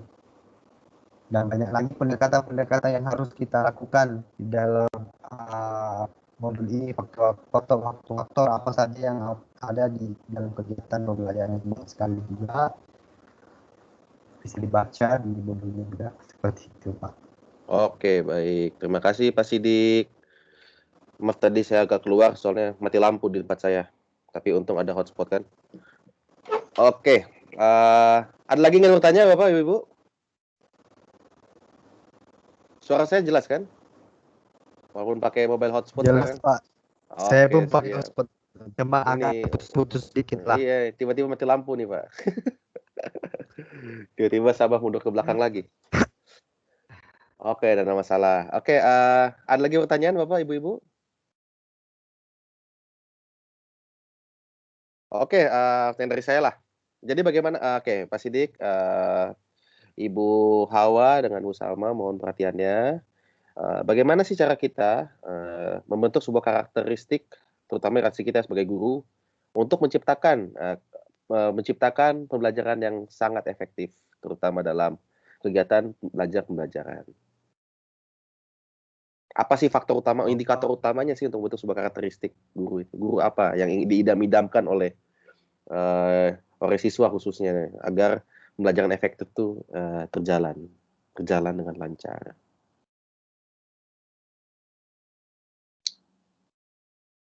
Baik Pak, bagaimana pertanyaan tadi Pak sangkut-sangkut? Nah, ini karakteristik Pak, bagaimana kita menciptakan sebuah karakteristik guru agar menciptakan sebuah suasana pembelajaran yang efektif. Apakah itu sangat berpengaruh karakteristik guru? Baik Pak, saya mencoba menjawab bagaimana menciptakan karakteristik di dalam kelas ya Pak. Betul. Guru. Bagaimana menciptakan karakteristik dalam kelas? Iya, betul sekali, tepat sekali. Oke.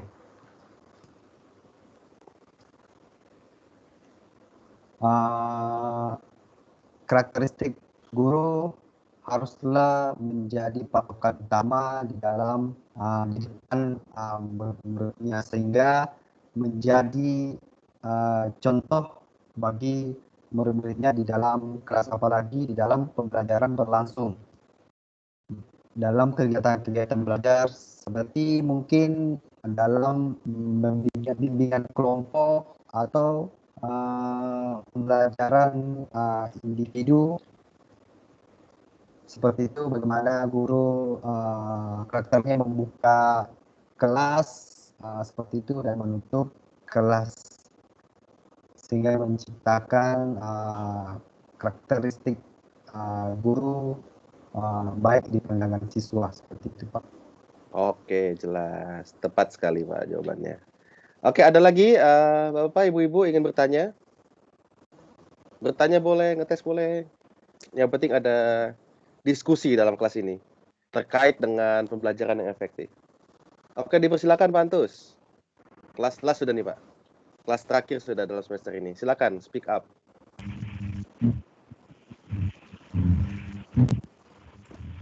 Iya Pak. Oke, silakan Pak Antus. Hujan jadi tidak terlalu dengar Pak. Oh, enggak apa-apa. Oke, semua nyalakan kameranya.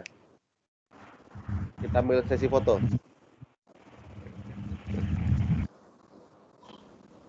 Oke, ada lagi pertanyaan? Silakan ditanyakan dulu sebelum kita akhiri presentasi ketiga ini. Oke, Bu Angel. Kenapa ini? Ada masalah jaringan kah tiba-tiba? Hujan Pak, hujan. Oh, hujan. Hujan, jadi agak jaringan itu macam-macam. Macam-macam. Oke, saya rasa tidak ada lagi ya pertanyaannya. Kalau begitu, ada lagi tidak? Betul nih? Kita akhiri kelas kalau tidak ada.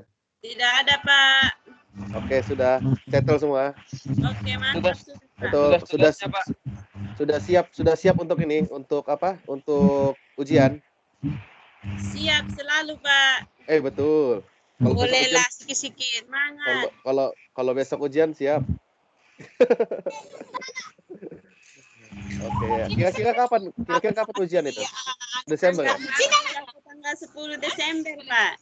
Oke. Sangkut-sangkut video Pak Ilyas. Apa? Sebelum itu kita berikan tepukan untuk kelompok ketiga.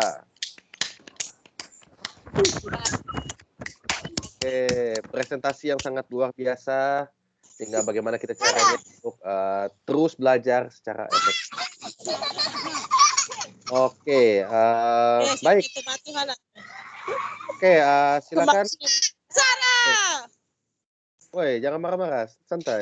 Sorry, saya lupa tutup. sorry. Tenang, santai. Masih jauh. Belanda masih jauh, Bu. Belum dijajah lagi kita. Jangan sampai dijajah lagi lah. Oke, karena menggunakan kelas terakhir, seperti biasa, kelas terakhir itu ada sesi foto. Gambar ya, Pak. Silakan, buka kameranya. Pak Sidik, boleh di off screen-nya. Dimatikan saja screen-nya. Wah, tidak hujan di tempatnya Bu Angel, tidak hujan ya? Ayo, Pak Sidik dimatikan, Pak. Ini tiba-tiba mati lampu nih, aduh gawat sekali. Mau hujan saya rasa. Memang sudah hujan di sini, Pak. Wah, tapi titik-titik saja. Ya. Belum sampai. Oke, Patut. Suara hujan sudah, Pak. Oh iya kah? Udah terasa ya. Siapa punya screen nih? Tolong dimatikan dulu. Pak Sidik. Bukan. Mana? Nanti ada kendala tentang tugas. Oke, jangan tugas senang saja kan. Lebih kepada rangkuman modul untuk semester ini. Halo. Halo. Dengar Pak Sidik, dimatikan Pak screen-nya, Pak. Oke. Mana mukanya, Pak? Kita sesi bergambar dulu. Saya sudah tutup kameranya nih. Oh, oke, Pak. Apalah, gambar apa yang ada saja. Oke, saya rasa itu saja. Karena mungkin sinyal juga tidak mendukung ya. Terima kasih atas partisipasinya, Bapak-bapak, Ibu-ibu. Selama 8 minggu ini kita mendapatkan banyak sama-sama belajar. Dalam strategi pembelajaran. Mudah-mudahan kita dapat implikasikan pada kegiatan belajar kita. Terima kasih Bapak-bapak, Ibu-ibu. Selamat. Good luck untuk ujiannya nanti, untuk ujian semester nanti. Mohon nanti tugas-tugasnya boleh diupload di LMS. Untuk tugas 1 jangan dulu, tugas 1 biar saya koreksi dulu baru diupload. Apakah kalau sudah siap diupload akan boleh saya. Oke, terima kasih Bapak-bapak, Ibu-ibu. Selamat menjalankan aktivitas kembali dan selamat sore.